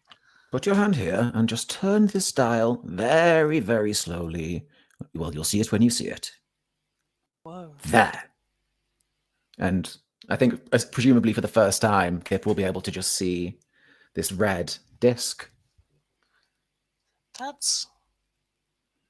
Is that real? It's as real as the Earth you're standing on. And can you touch it? Can I go there? It looks like sand. Have you ever heard of the great deserts I hear 6 months journey to the east from here? Sand out of reach. It's fascinating. Much like this planet, it's The deserts are covered in this fine red sand. Nothing lives there that we know of, although it's certainly not theoretically impossible. But it's out there. If you were to travel long enough on our very own planet, you would reach a distant, alien, inhospitable desert. You can't touch that now. You can't see it now. You can't see it any better than you can see Mars, but it's still just as real. You understand this? Just because something's out of reach for now doesn't mean it isn't real. And if I can go touch that sand, then do you think I could go touch the sky sand one day? If you apply yourself and you work very, very hard at your studies, I see no reason why not. I'm going to work the hardest. Can I come back and see it again? Other ones? Is there other sand? Can you I read? heard that one of the planets is blue. Is there Do you blue like to sand? read? Oh yeah, I can read. I know all my letters. Herman hands Kip a book. When you've had time to read through this, and you know all the planets by name, and you can recognize the constellations, come to me and I will let you see the ones you wish to see. Wow. But first, you must study. You must learn to respect these tools and respect the things you are seeking. And if I can come back and tell you all of the planets, then you'll let me see them. The ones it's possible to see from here. I'll do my best. Okay. Kip takes the book, which I'm imagining is like almost as big as her, like huge, and kind of hugs it very firmly and backs away just far enough from the telescope to let another kid get in, but very clearly wants to be back at the telescope immediately. And keeps on kind of going round and round again to get to the back of the queue. Kip, we're going to be moving on soon. No, Kip. no. My mum said I could stay. And I've got to. You already went like 3 times. No, but if I can just look one more time, then I can see if there are birds. We really can't delay on these buses and such. But it looks like a cookie. It looks like you could eat it. Please. Last time. Okay. Kip goes back to the telescope, looks again. It's the same. And she's very excited. And then she's slowly dragged away by the group, but so reluctantly. The entire group can see that she's yearning to stay here and look more. And she's clinging onto this book as she goes and kind of chattering excitedly about absolute nonsense about space and this planet to Herman. But she does eventually leave with an air of sheer excitement, discovering something that she hadn't possibly imagined before that. And I think with that, we pull back into the present moment. These pieces of the telescope laid out on the ground in front of Kip, a much older woman now with her patchwork coat and all of her travels. And that is where we are going to take our break. Thank you all for being with us, or if you join us later and watch this on demand, then thank you for coming to watch it. I hope you're enjoying the story. You are watching us play The Fall of Home by Joe Winter as part of Hoard of Tales Women in Gaming Month. This is sponsored by Free League. Thanks to their lovely generosity. Do check out our Vase and One Shot and check out the game itself. It's an amazing kind of mythology and fantasy game. We'll be back in about 10-15 minutes. Hydrate, take your meds, get a snack if you need one, and yeah, we'll come back and see what else we remember about home before we once again have to leave it behind. Hello, welcome back to our Fall of Home playthrough as part of Hoard of Tales Women in Gaming Month, sponsored by Free League. You can find all of Hoard of Tales socials below this stream. Also check out their YouTube channel where you can find videos on demand, including of their Vase and One Shot, which is published by Free League. It's a great kind of mythological and folklore game. And you know, Free League rule because they're supporting this event, and this is to elevate women's voices and femme voices in tabletop gaming, which rules. So The Fall of Home is a kind of game about people kind of coming back to the ruins of their home and picking through it, kind of reflecting on where they've come from and where they're going. In the first half, we met our lovely characters, Kip, Ingrid, and Oleander the Nth. as they return to their home of Limina, a town that was once on a lake but is no more because the lake has dried up, and the town itself is empty. They each reflected on a powerful memory of theirs. Ingrid remembered meeting some strange folk from below, some kind of fae-like creatures, a time that she nearly drowned as a teenager.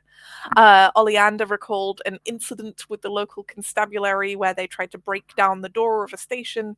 And our lovely Kip remembered the first time that they visited the observatory on the hill, and became transfixed by the idea of faraway places and all the things that they could see and do. As we come into our second half, each of our players is going to spend their second remnant to recall something else that tells us about their relationship with home, what it was and what it meant to them and why they left. And then once each of them has kind of leaned into their memories and leaned into their playbooks and kind of what their particular walk tells them to do, and they've filled in their fragment track by kind of recalling these things and acting in ways that are distinctive to their walk, we will come to a conclusion and see what happens. So as we come back in, does anyone have any particular remnant that they really want to explore? Does anyone have an idea of where you want to kick off, or shall I pick on one of you? Who? Oh, you're asking to be picked on. All right. I'm going to go backwards this time. So, Miranda, I want you to find something else and talk to me about it. So, leaving the observatory, Kip very carefully wraps up all of the pieces of glass and mirrors that she found, perhaps cutting off the bottom of her anorak to make wrappings. And then she moves down into the rest of the town, again, carefully picking her way through, finding things that are familiar, and running her hands. That's my husband getting his snack.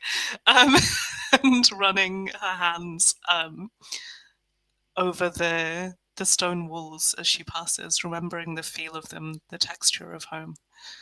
And she doesn't even really mean to do it, but her feet start to wend their way down a familiar path. And she eventually finds herself pushing open the door of what looks like a kind of a corner shop, essentially. One of those places that sells anything and everything, from like little rubber boats that kids could take out on the lake to snacks and drinks and stamps and anything else that you could plausibly spend a few pounds on. And she steps inside, and the shadows and the dust almost seem to weigh on her as she steps in. And I imagine that after the time that's passed, everything is covered in dust and looking dilapidated, shelves fallen down, things gone out of date, perhaps the remnants of whatever fresh produce they had in here, just withered and decayed. And she starts to pick her way through, putting things back onto shelves, tidying everything up in a way that shows that she's very familiar with this place. If anyone else has come with her, she'll be a little bit self-conscious about what she's doing after a little time. And if not, it takes her a while to break from the reverie of habit of putting things back on shelves, straightening everything, making it back into a shadow of what it used to be. And then she makes her way back to the cash register, which I imagine has perhaps fallen on the floor now, a bit out of the way, and she picks it up. It's heavy. This is an old thing, one of those really old ones with almost typewriter keys for the numbers, and a receipt thing that you had to manually print. She picks it up off the floor, exactly, with a stamp. She picks it up off the floor and sets it back on the counter with like a thunk, a heavy thunk, and runs her hands over the keys, remembering what this used to be like when her family ran this shop. She's thinking about the last days that she was here, when she was planning to leave already, but hadn't told anyone about it. Being stuck in this shop with her family. and the not heavy arguments, but the kinds of arguments that all families have about chores and homework and whose responsibility is which, who's on shift, all of that kind of thing, breaking out around her all the time, and the sense that she had that she was already far away, even though she was still here in person. And one of those memories catches her eye, her mind, I suppose, and she hits return on the register and the drawer pops open.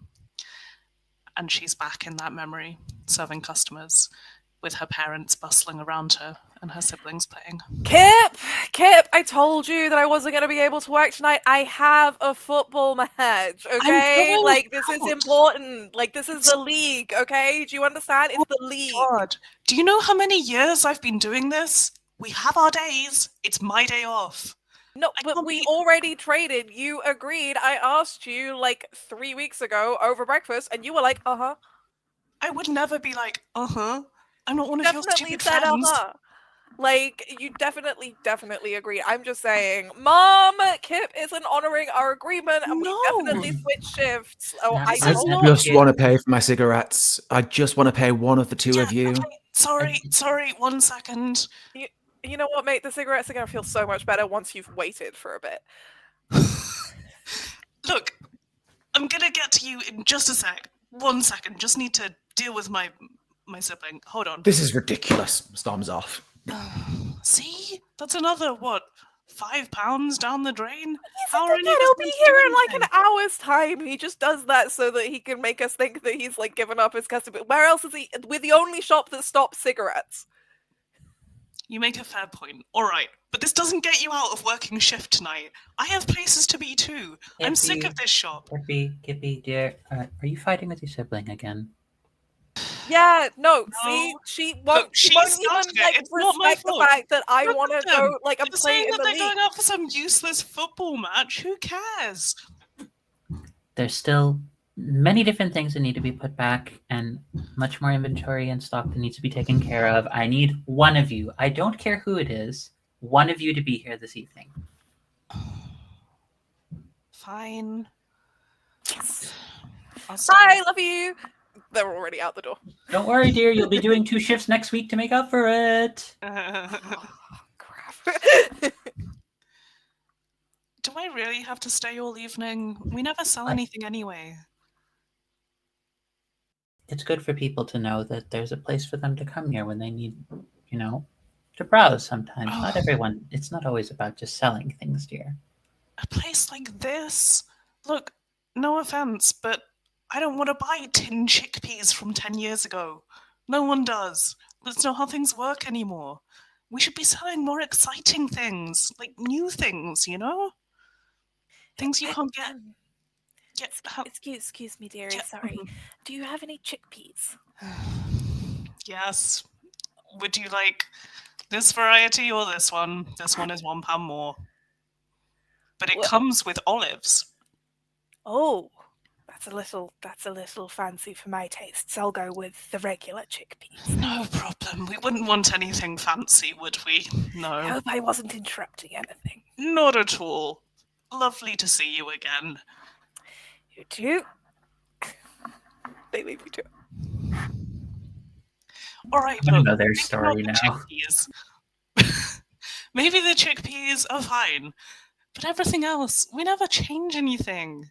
It looks the same as it did when I was 5. I just want to get out of here, Please, just for one night.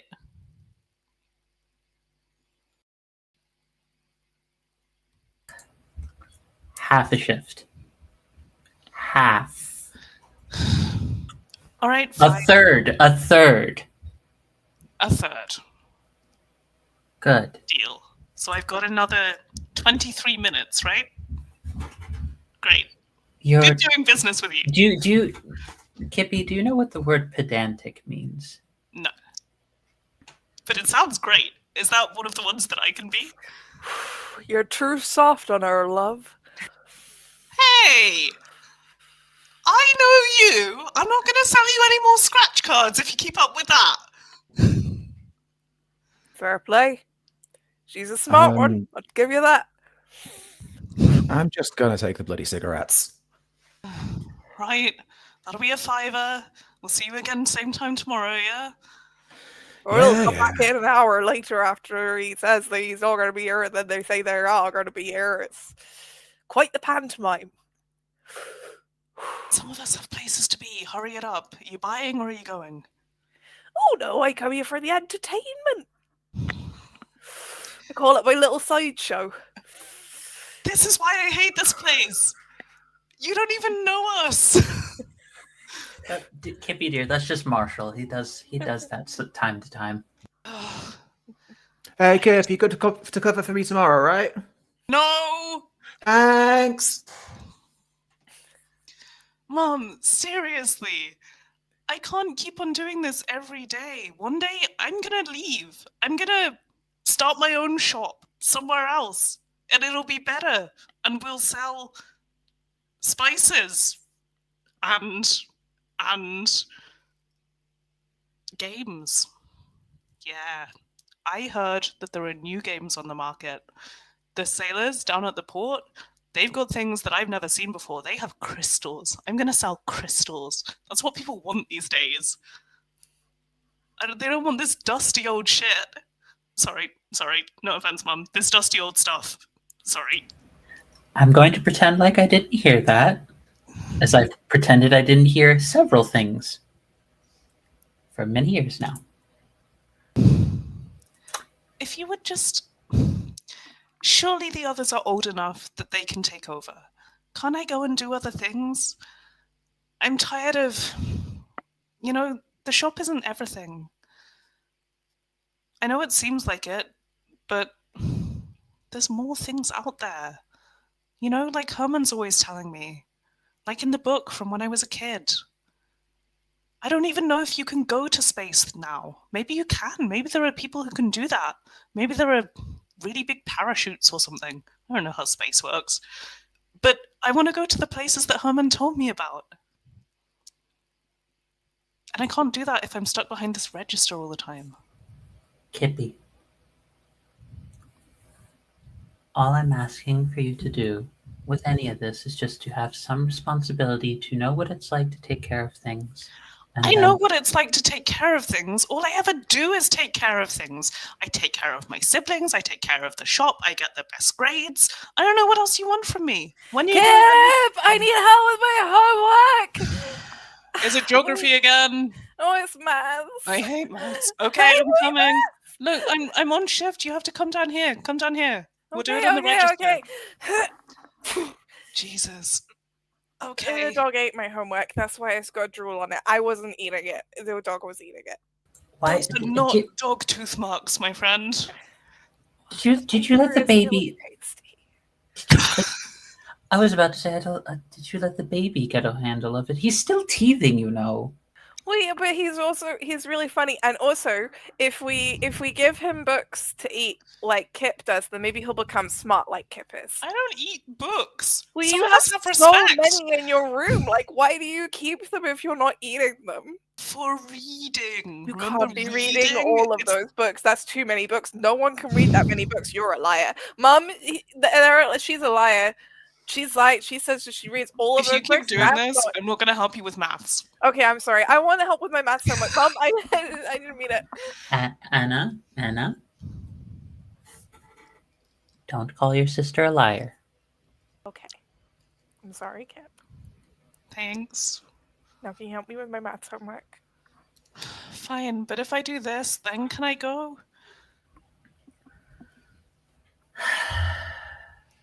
Yes. Okay. Only after Anna finishes that. But you said I could leave in 20 minutes. We're never going to be done with this. Math shouldn't take that long. Fine. Come here, Anna. What is it? Times tables? So we had to do like the line with the dots. And then that makes the big numbers smaller numbers. But I don't really know how. And I think 7 is tricksy. All right. Bring over all the apples. We'll do it with apples again. And Kip comes over and helps this small child bring an entire crate of apples over to the desk, and we start doing division with apples and a knife, depending on whether we need fractions or not.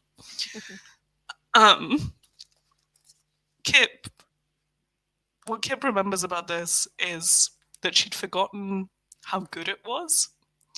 In her mind, this was all about being stifled and not being able to go anywhere. And even in this memory, the thing that she was trying to leave to go and do was buy the final bits of her supplies to go traveling. She'd been planning it for months. And all of this with her siblings and her sister and her parents, it was just annoyance. It was just slowing her down. But now, with the shop all quiet, she misses it. Now that they're gone, she didn't even see them grow up. And she doesn't know whether she ever will. And so she's standing there, piecing through the handwritten little receipts, the notes that you shove into a register when you're working at it, looking over the places where everyone leant against the counter and there are bits worn smooth. The godforsaken displays of cigarettes, which are now molded away. And she misses it in a way that she thought she never would. In the present moment, I think that Kip notices a little bit of graffiti carved onto the counter. It's some stick figures, and one of them has like a clunky looking sword, and it's labeled in these like very crooked, very chicken scratch letters, like K-I, and then the P has the top of the P backwards. And stick figure Kip is like swinging her sword at the number 2.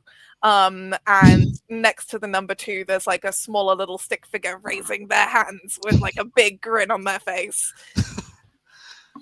Kip looks at that and laughs, and then almost cries, but catches herself. And she's standing there running her hand over it and trying to imagine who carved it there after she left and what they thought she was doing out in the wide world when she didn't write to them as often as she should have done. And she's there for some time. And then slowly she picks up the cash register, and it's heavy and it's hard to carry, especially with her walking stick. But she lugs it outside and cradles it under one arm and goes to find the others, wherever they are in the city. I have a question for each of the others before we move on to whichever remnant we'll go to next, which is, Oleander, what is the most expensive and unusual thing that you had the corner store import just for you to buy? There was a moment, a week maybe, where Oleander was absolutely dead certain they'd found their calling in life and it was going to be chess. And you can't learn chess with the basics, with, the rudimentary pieces that the common people would play with. This requires the finest of light and dark woods, ivory maybe even, or something strewn out. It was coral. It was a set of white pawns made from driftwood that had washed up at the lake, and a set of black pawns made from coral that had been imported at very great expense through this shop and chiseled into pieces. And Angela, what about for Ingrid? What was something that she stole, something small that she needed, but she's never completely gotten over the fact that she stole something from a shop?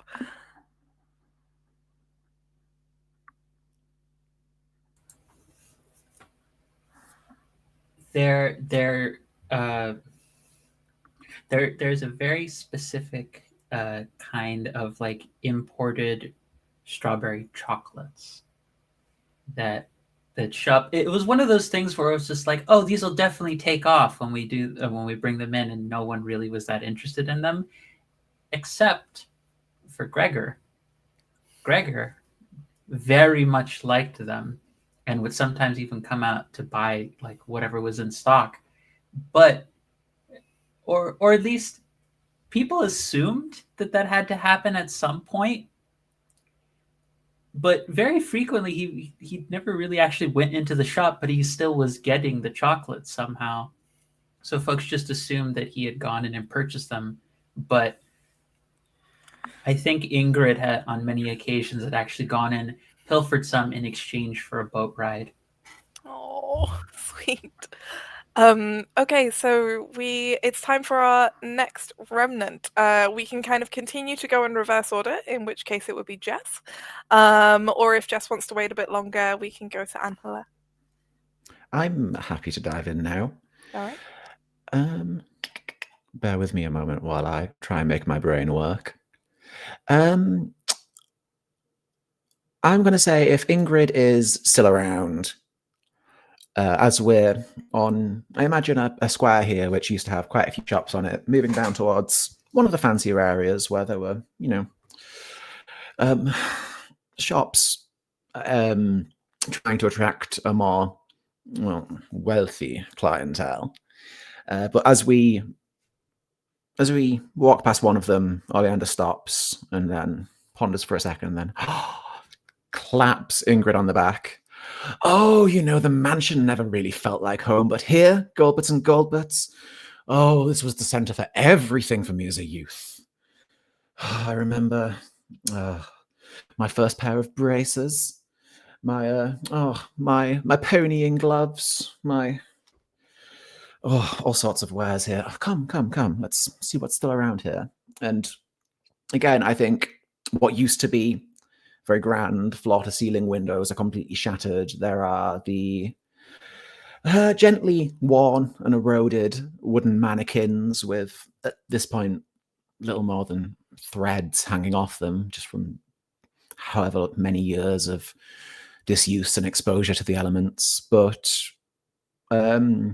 Oleander is pleased to see that the door is still sturdy, and as it swings open, deadened by dust, there is still a little ring, which brings the first genuine smile to their lips in quite a while, and they step in and remember when the last time they saw this place, as they were preparing to leave, they were here with a family member, purchasing the necessary things for a life of whatever comfort the road may afford for a small while. And in particular, this was where they got the traveling coat that has been so carefully tended for so long, and they don't remember exactly who this was a gift from, but they remember coming here with this person and them gifting them this coat before they set out on the road.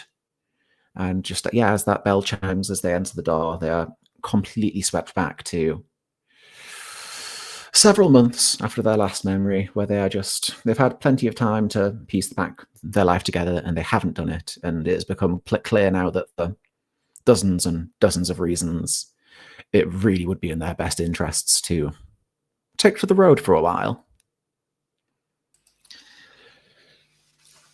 They remember walking up to seeing one of these mannequins actually exactly where it is now in the window, and the fetching, deep, expensive purple of the coat, and turning to their companion saying, well, what do you think of this? It conveys my station elegantly enough, do you not think? Oh, it's a little gauche, though, don't you think? Oh, but do we not deserve a little gauche? Oh, well, maybe. I mean, you've always been so daring. All the time's rather come. I have to set forth, and I suppose the names travel far, but fashion travels further. What do you think? Is this the daring image of me that I desire? I mean, daring, attention-catching. I mean, you'll certainly leave an impression on people, but I mean, it better be a strong enough impression that we'll hear stories of your travels and all of the various societies that you stun and amaze as you travel around the world.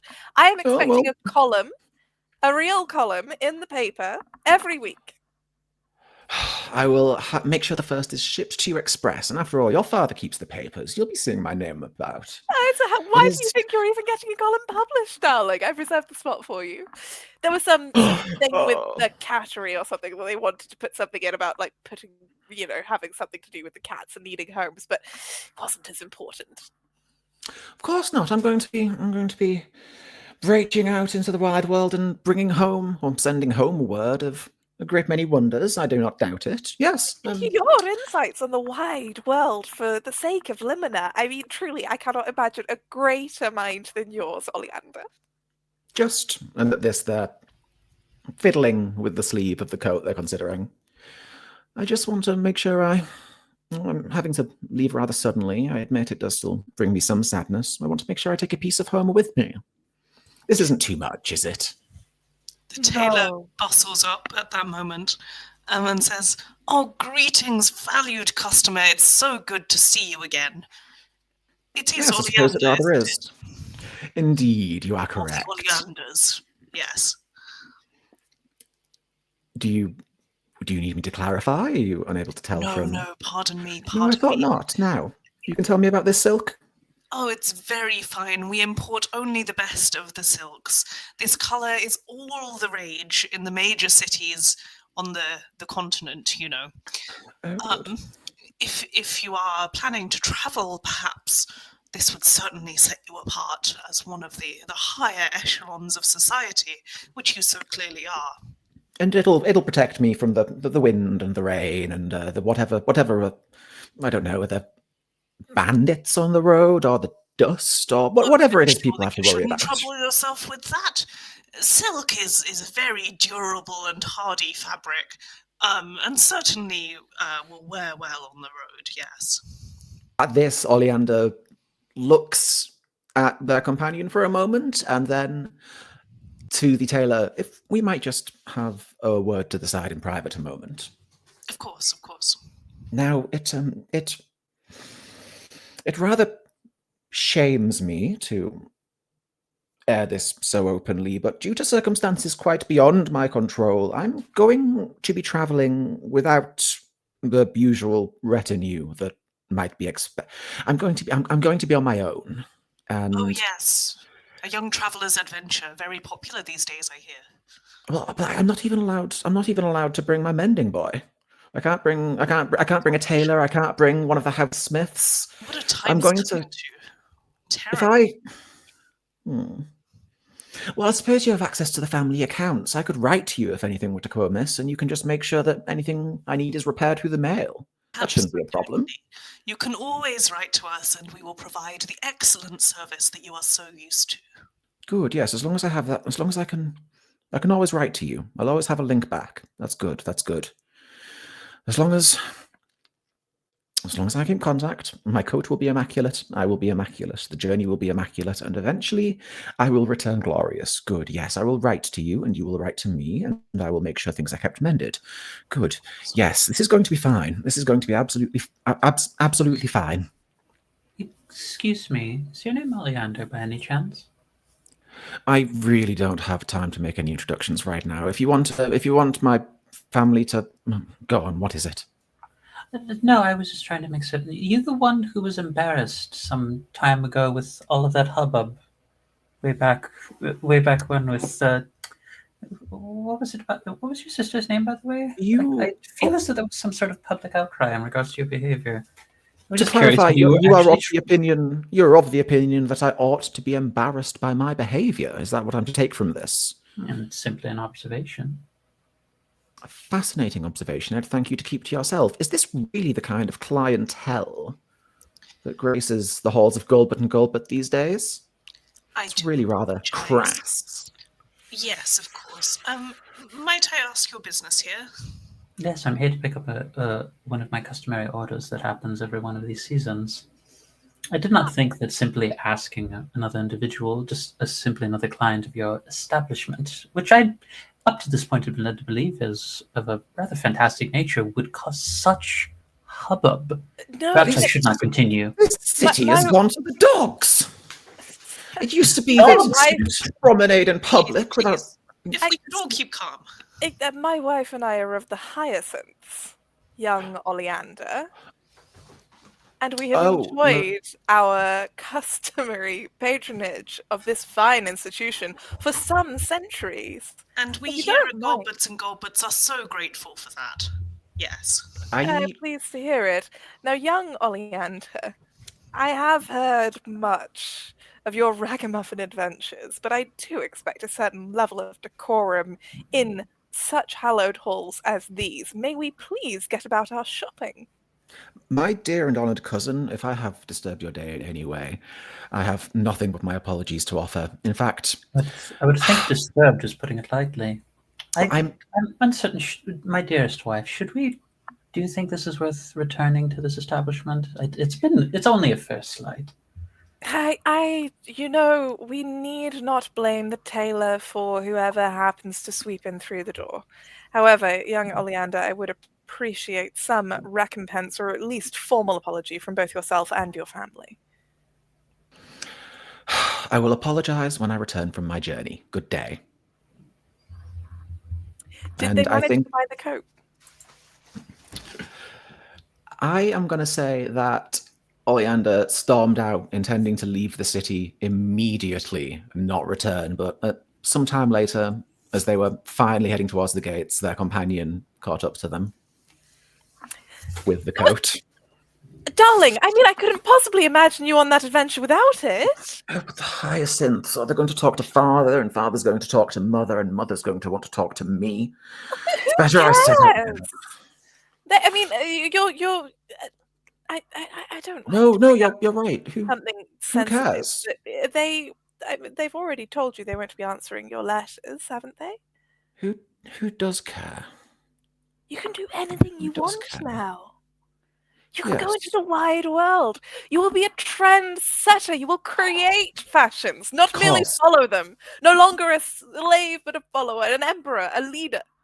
I have a life of daring and adventure and, well, frankly, forging my biography. And of course, I need not necessarily be alone. Perhaps I know you're busy with your engagement and your studies, but you could come with me. You don't have to stay here. You could set out. Don't make me go on my own. Please. I'm done with this damn city. Nigel needs me. And we're so close to being ready for the wedding. I mean, the water dancers, they've pretty much managed the sort of three-tier pirouette, and I you know how they lean on me for morale as a leader from the shore. It's really any other time, obviously, but just this once. But you can write. I'd love to hear from you. Oleander takes the coat and gives a very formal bow and says, "All my best to you and your family. I pray wedded life finds you nothing but endless bliss. Perhaps one day we will write, but it really is past time I left."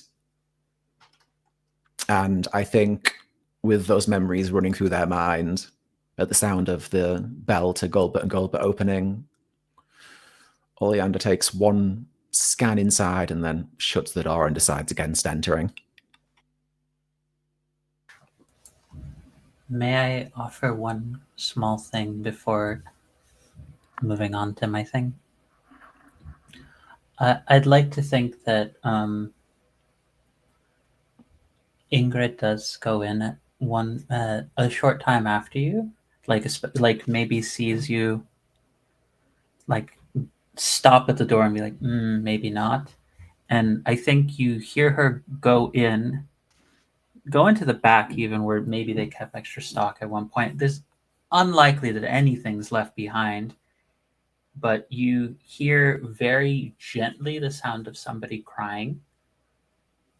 You hear a splash of some kind of water, and then you see Ingrid come back and has a small little box that looks as though it's quite waterproof. And if you were to open it up, it has a variety of buttons in it. I suppose I really have been rather beastly. Come, let us continue. At this point, Kip will have refound the pair of you. Now she is carrying this heavy odd cash register.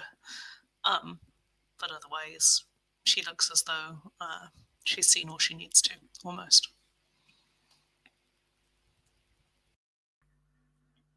So finally, Ingrid, you have one remnant left. Tell us what home meant to you and what made you leave it.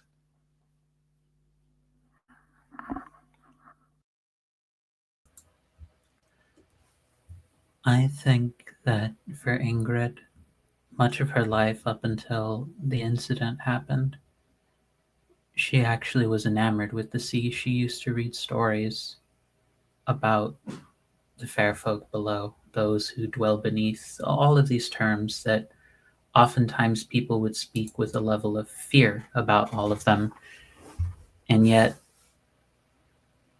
she never was scared of them. She often related more towards those who people regarded as monstrous than as human. They made more sense to her. And I think there is I'm remembering from books I used to read as a kid, there's concepts of like a coastal shelf where like in the middle of the ocean there's just suddenly almost like a thin or like certain patch of land. I imagine like a smaller formation of that that's actually now you can see it because the water is all gone. It's almost like a small little plateau, a bit of a ways deep in the center of where it would have been so much water in the lake, but now is just there's things growing all over it. It's almost like the earth itself has reached up to try and claim that bit of land back. But I think she recalls the actual moment that made her decide that she no longer wanted to be here anymore. That was this was often the place that Gregor would take me when I wanted to be alone and just try and convene with those below. I think maybe even at some points he saw them, maybe once. And I think there was a hope in her mind when during this moment she flashes back to of like, somebody else has seen them. Someone will believe me for once. And I think it doesn't go how she thinks it does, or how she wants it to go. What she expects and what happens aren't in line. What time of day is it?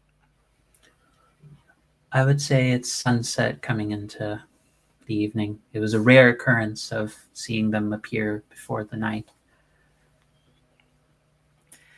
So, how late are we staying out for? It's not an issue, obviously. It's just it's a little cold.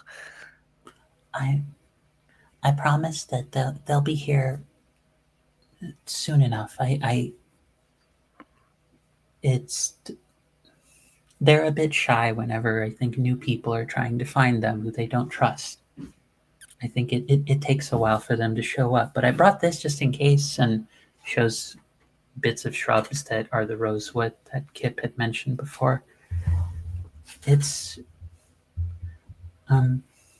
I found that this is a good way to sort of offer an olive branch of sorts to get them to come. Plus, I've grown fond of it since, and she gestures down to her leg, which has a very visible like scar all across it, but it looks as though there have been patches of rosewood that's been put almost like a salve. It's kind of led to splotches at certain points, so almost like she now has a birthmark right in line with the scar. But they should be here soon enough. Okay.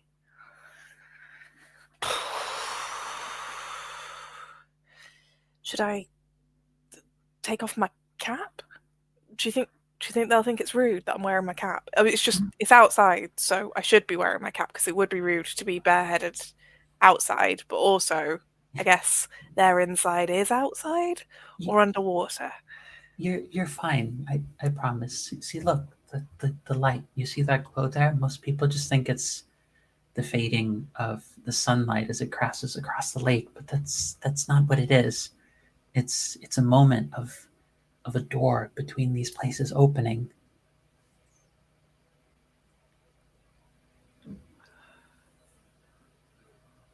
Well, I'm looking. Do I chuck the rosewood in now? Just offer it out. Just to show that you don't mean any harm. Okay. I don't mean Any harm?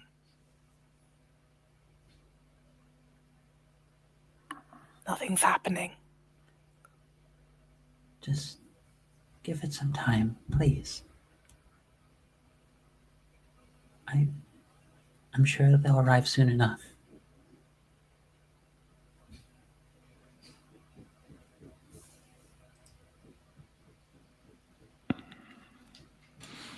Water is perfectly still until it's broken by just one bubble, and then another, and then a small stream of them, and then a hand with a vice-like iron clamps around the new visitor's wrist.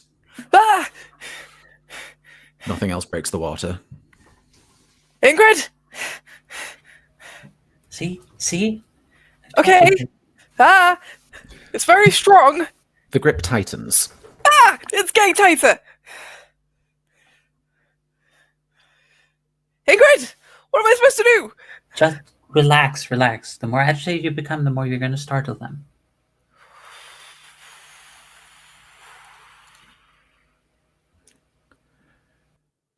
The hand relaxes and sinks back to just below the water. Maybe you think you can still see a sign of it. Maybe it's just a trick of the light in the depths.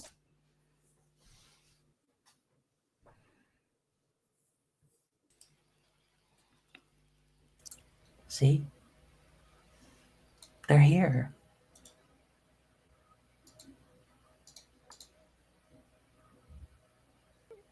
Roger kind of leans forward and peers into the dark water.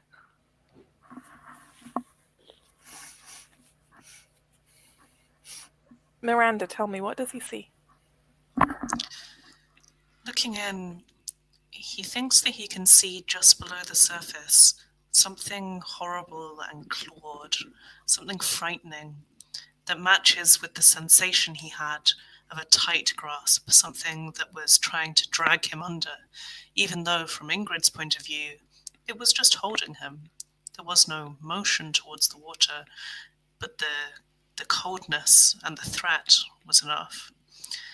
And so Roger sees claws and then the reflection of his own frightened face, and he's almost embarrassed by how scared he feels. Ingrid, I'm feeling... I don't want to get a cold before you have to ship off again, last thing I want is a chill. You haven't seen the seal folk either. There's more of them? Mm-hmm. There's an occasion I've seen a horse one as well. Horse? Mm-hmm. You can now see another set of bubbles that seem to be coming almost towards the pair of them, and then more and more. It could be anything, it could be nothing, but it almost feels like Roger is surrounded. Are they circling? It feels a little bit like they're circling. A cloud of bubbles. For a moment, it seems like the surface is boiling, and Roger hears one word. Ingrid hears another. It's difficult to tell whether it's friend or foe. They think we're enemies. I need to get out the water. No, they're... Turns around and starts running through the water, and it's kind of waist deep in the splashing up white water as he runs back towards the shore. No, please don't. Please don't. The water churns, and whatever peace Ingrid had is broken. I'm sorry. I don't want to die. They're not going to hurt you, I promise. They have claws. They're freezing cold and stronger than me, and there's hundreds of them. They may be a bit strange, but that doesn't mean there's any reason to be. That's reason to be scared of them. They don't like you.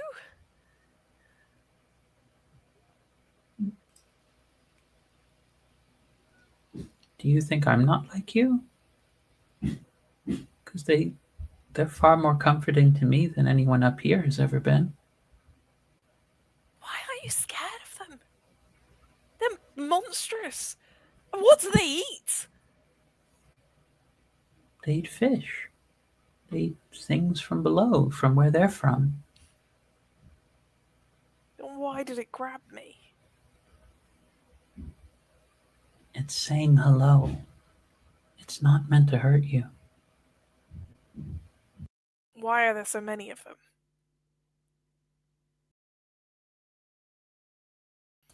They've always been here. In the distance on the shore, there's a sudden burst of noise, of normality, and the lights seem almost warm and glowing by comparison to the cold water where the two of you are. Ingrid, can't we just go inside? We can have some hot apple cider and just warm up and just be back with people again. Play games. But none of them want to play with me. None of them want me around. Well, I'll play with you. You're terrified of being around me right now. Well, I'm not terrified of you. I'm terrified of them. They're not that different from who I am.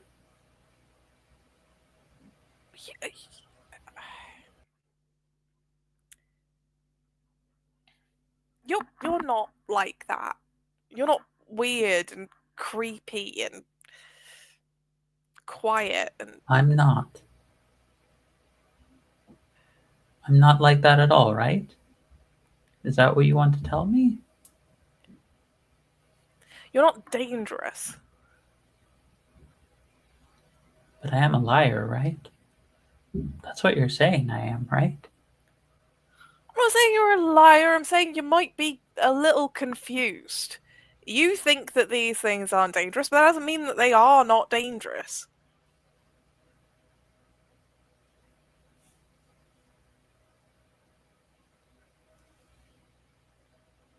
I just hope that you'd understand.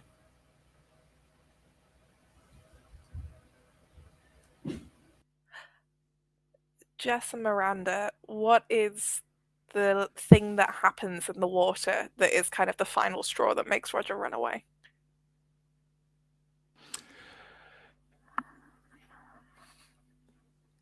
What looks to Roger like a matted ball of algae floats to the surface. It stinks, it reeks, and just nestled in the middle is a finger bone. I think that to Ingrid, it's clear that this is a beautiful object being presented. It could be a gift, it could be a message, it could be anything. But to Roger, it's a human finger bone wrapped in algae. Nothing more than that. And there is nothing that could be but a threat. Miranda, is there anything you want to add? I think at this point the sun has fully gone down and it is properly cold, and the two of you are out quite far from the shore, so far that if something did happen, help couldn't get to you in time. And Roger is becoming increasingly aware of that fact and increasingly frightened of being by himself so far from home. What the hell is that? I'm sorry. Ingrid, we need to go. Come on, we need to go. And he tries to grab Ingrid and pull her back towards the shore. They're trying to just show you something. They are threatening us. Come on, let's go. I just wanted a friend to be here with me to meet them. Does Ingrid let herself be pulled, or does Roger have to break away and run back? She wants to stay with the only people who've made her feel like a person. So Roger pulls, and he pulls, and then his wet, cold hands slip over yours as he realizes that if he tries to pull any harder, he might hurt you, and you clearly won't let him pull you to shore. And he looks in your eyes, and his eyes are wide and scared. And he shakes his head, and he just runs back towards the shore. And the splashing through that water echoes across the quiet surface of the lake. But I don't think Ingrid is left totally alone. I think that the people, her friends, do come back, and perhaps they have more time together before she has to leave.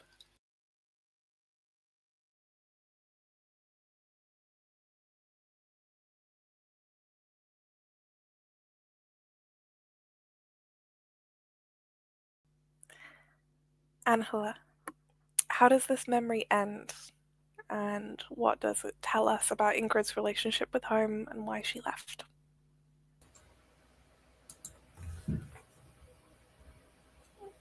I think there is a sense of having a moment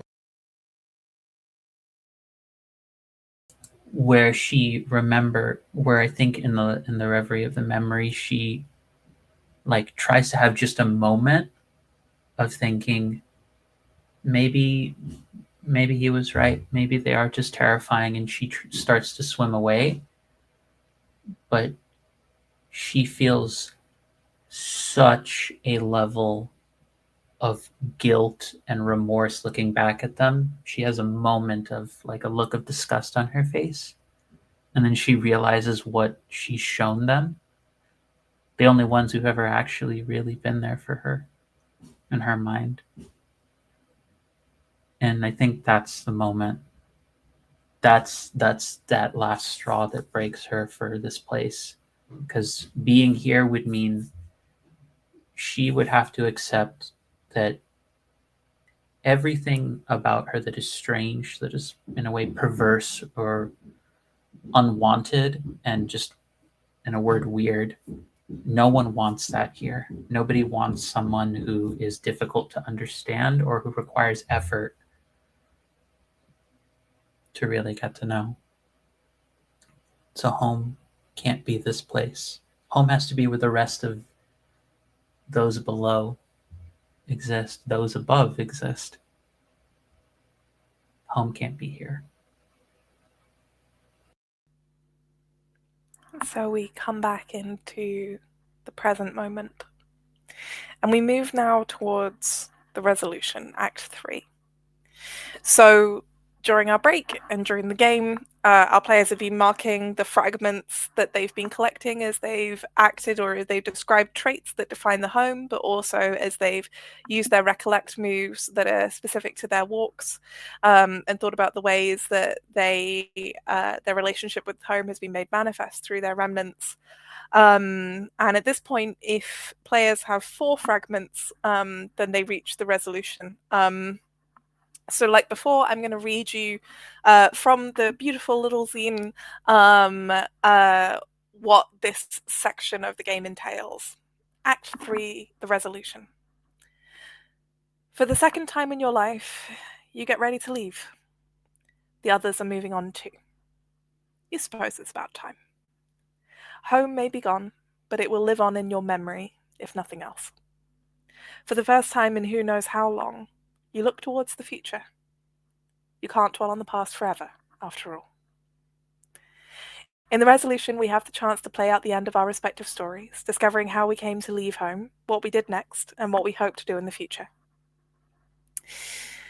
Each of us who have successfully filled our fragment track will be able to narrate a final solo scene, drawing on one or more of the elements listed in our walks. This scene should touch on our characters' departure from home, both past and present, as well as hint at what may lie in their future. Importantly, although this is a solo scene, we shouldn't be afraid to look to others for ideas or inspiration. Anyone who didn't fill out their fragment track is unable to fully move past home and its destruction. Instead, they narrate a solo scene incorporating one or more of the following elements: your regrets, what you refuse to let go of, how home haunts you, what you do next. So, as we come to our resolutions, I would like Jess to start us off this time. Please narrate our resolution for Oleander the Nth. Oleander makes it maybe to 3 streets from where they're pretty sure they used to live, the old family home, and decides against it, turns back, picks their way back across the streets, empty crossings, empty gardens, through town, back to the tailor shop, Goldbert and Goldbert's. There's no resistance from the door. They swing it open and they hear that bell ring again, and they take off their jacket and put it on a mannequin in the window, back where they first found it. As they're doing this, Oleander is remembering that in every possible way, the first time they left home was defined by how they would be coming back. They would be returning a hero. They would be returning a figure of note, an honoured scion of the city, at long last returning after far longer away than anyone could possibly have tolerated. Surely it would have taken merely months for them to realise just how grave her absence was.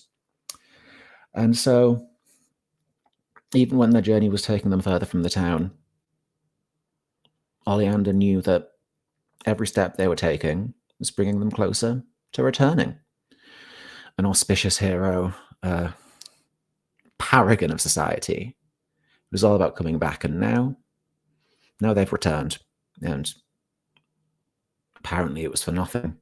Every goal that they set out to meet on their original journey, well, they accomplished their tasks successfully. They wrote some fantastic articles that got shipped to apparently nowhere in particular. They ticked all the boxes, saw all the sights, did everything a good traveller is supposed to do. And then came home. Somehow, though, it still feels like they didn't do it right. They're not at the point yet of knowing why, of knowing what exactly it is that fits so poorly in this journey to them. But there's very little else to do but try again. And so Oleander takes off this jacket that they've cared for so long. They actually remove all of their courtly clothes and replace them with anonymous rags, whatever they can find. Garments that mark no office, garner no status. Whatever they can, well, it hardly even registers as stealing to them at this point. Whatever they can find. And in these unremarkable clothes that they have no intention of ever returning, they lay from their pack the last few trinkets, the last few treasures, calling cards, address books, everything of home that they carried away with them and carried all the way back, and set it on the floor of this shop. And then they leave. They set out for a second time, this time carrying much less with them, but much more content to find what they do along the way. Do they say goodbye to their companions, or do they slip away unnoticed? I don't think Oleander knew that they were slipping away. I think there was the intention of, I'll just set this one thing aside, attend to a few affairs, and then I'll be right back. But no.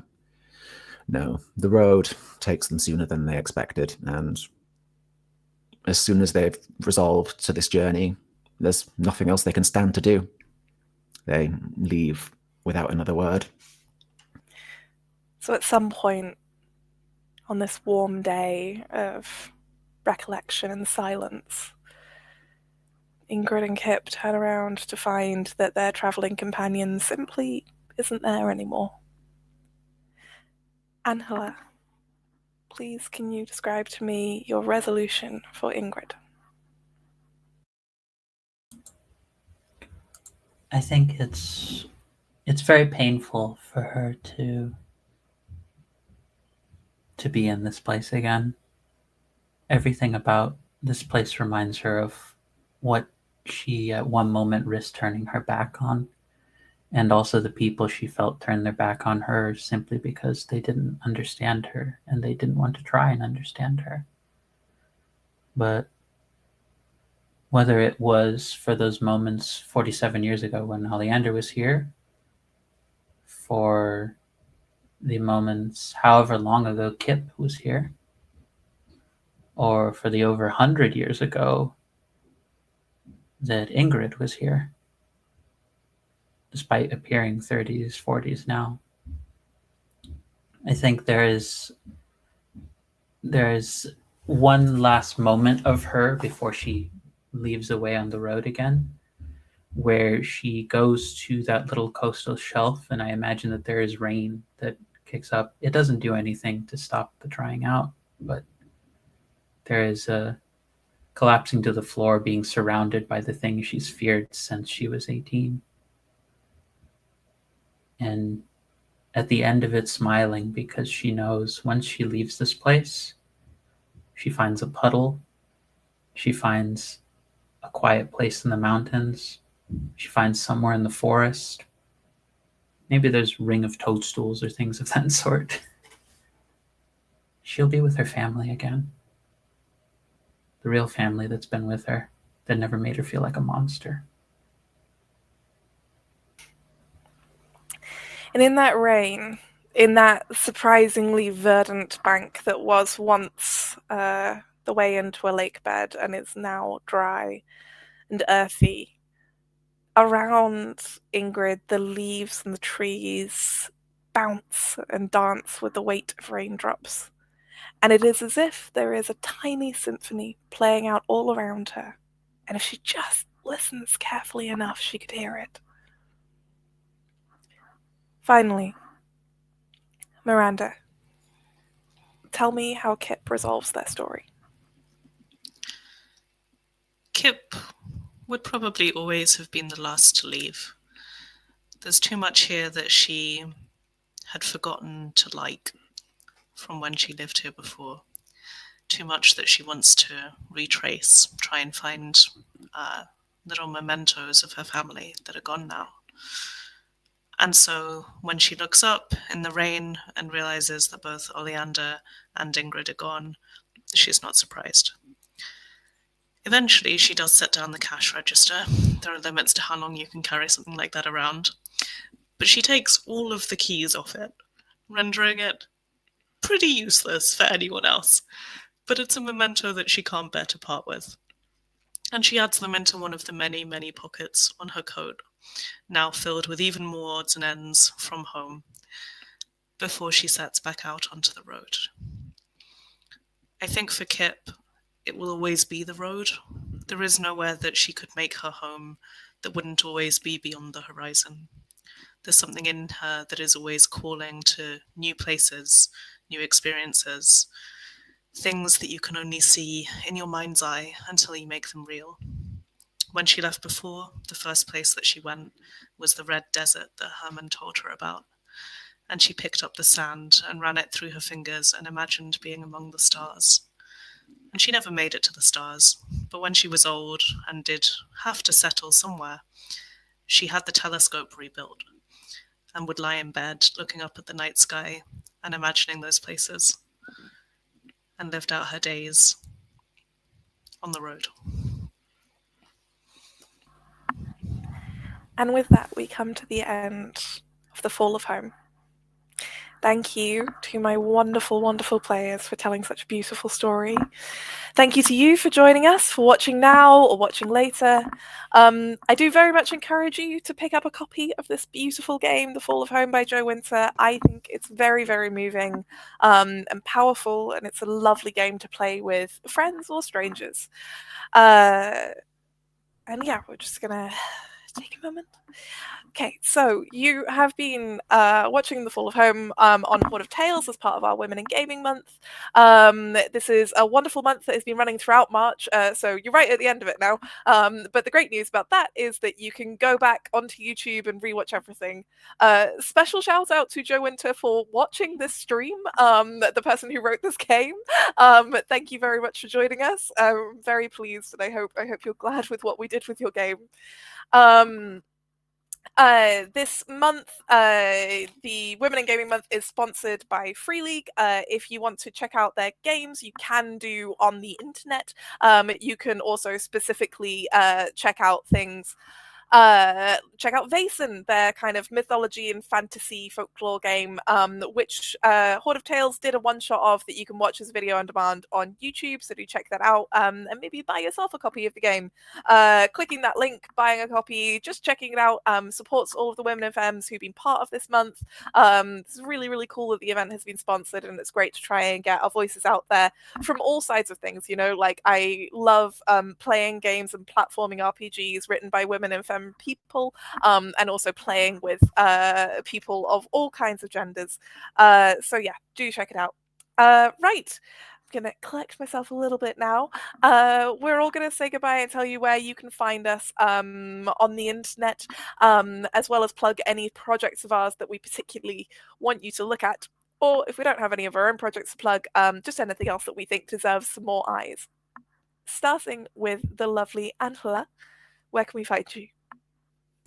Hello there, lovelies. My name is Angela Lemos-Mongrabejo. I use she, her pronouns, and I've been here playing Ingrid.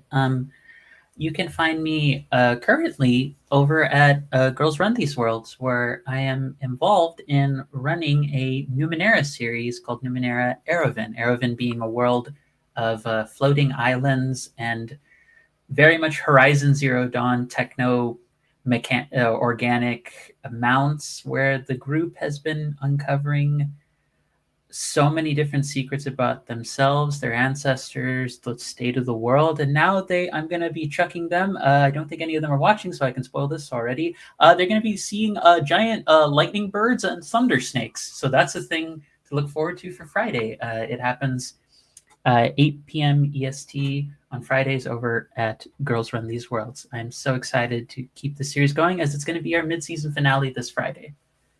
Amazing. Can't wait for that. Next up, Jess. Hey there, I am Jessica Crimes, she, her.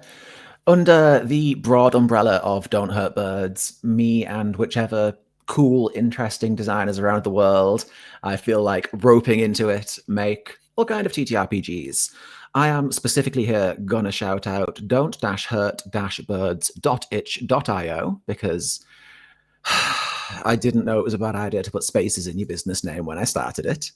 Over there, you can get the quick start and pre-order for Marrow Break, which is a full system and setting, dark fantasy, fractal city that used to be a god kind of thing. It's very, very cool. I'm working very hard on it.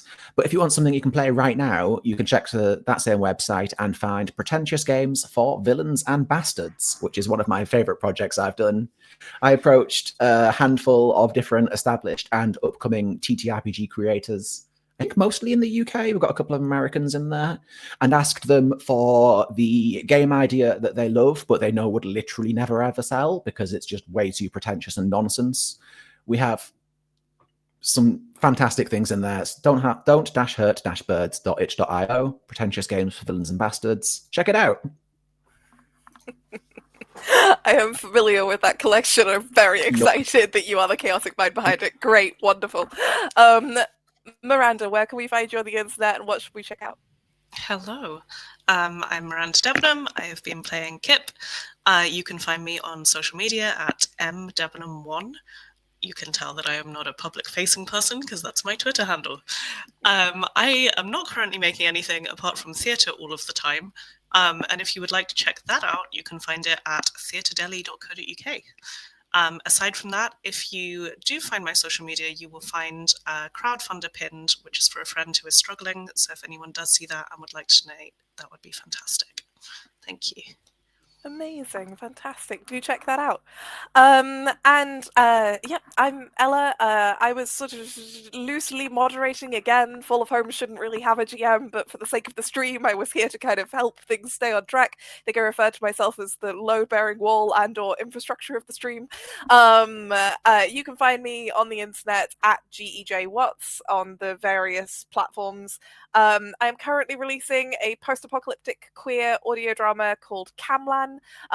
It's inspired by folklore and Arthurian legends. I'm really proud of it. Outside of that, I do all kinds of things. I'm currently in a campaign of the Dragon Age RPG called All Templars Are Bastards on the Girls Run These Worlds Twitch channel. I am having a lot of fun. Yeah, Major Rights. Thank you. I love you.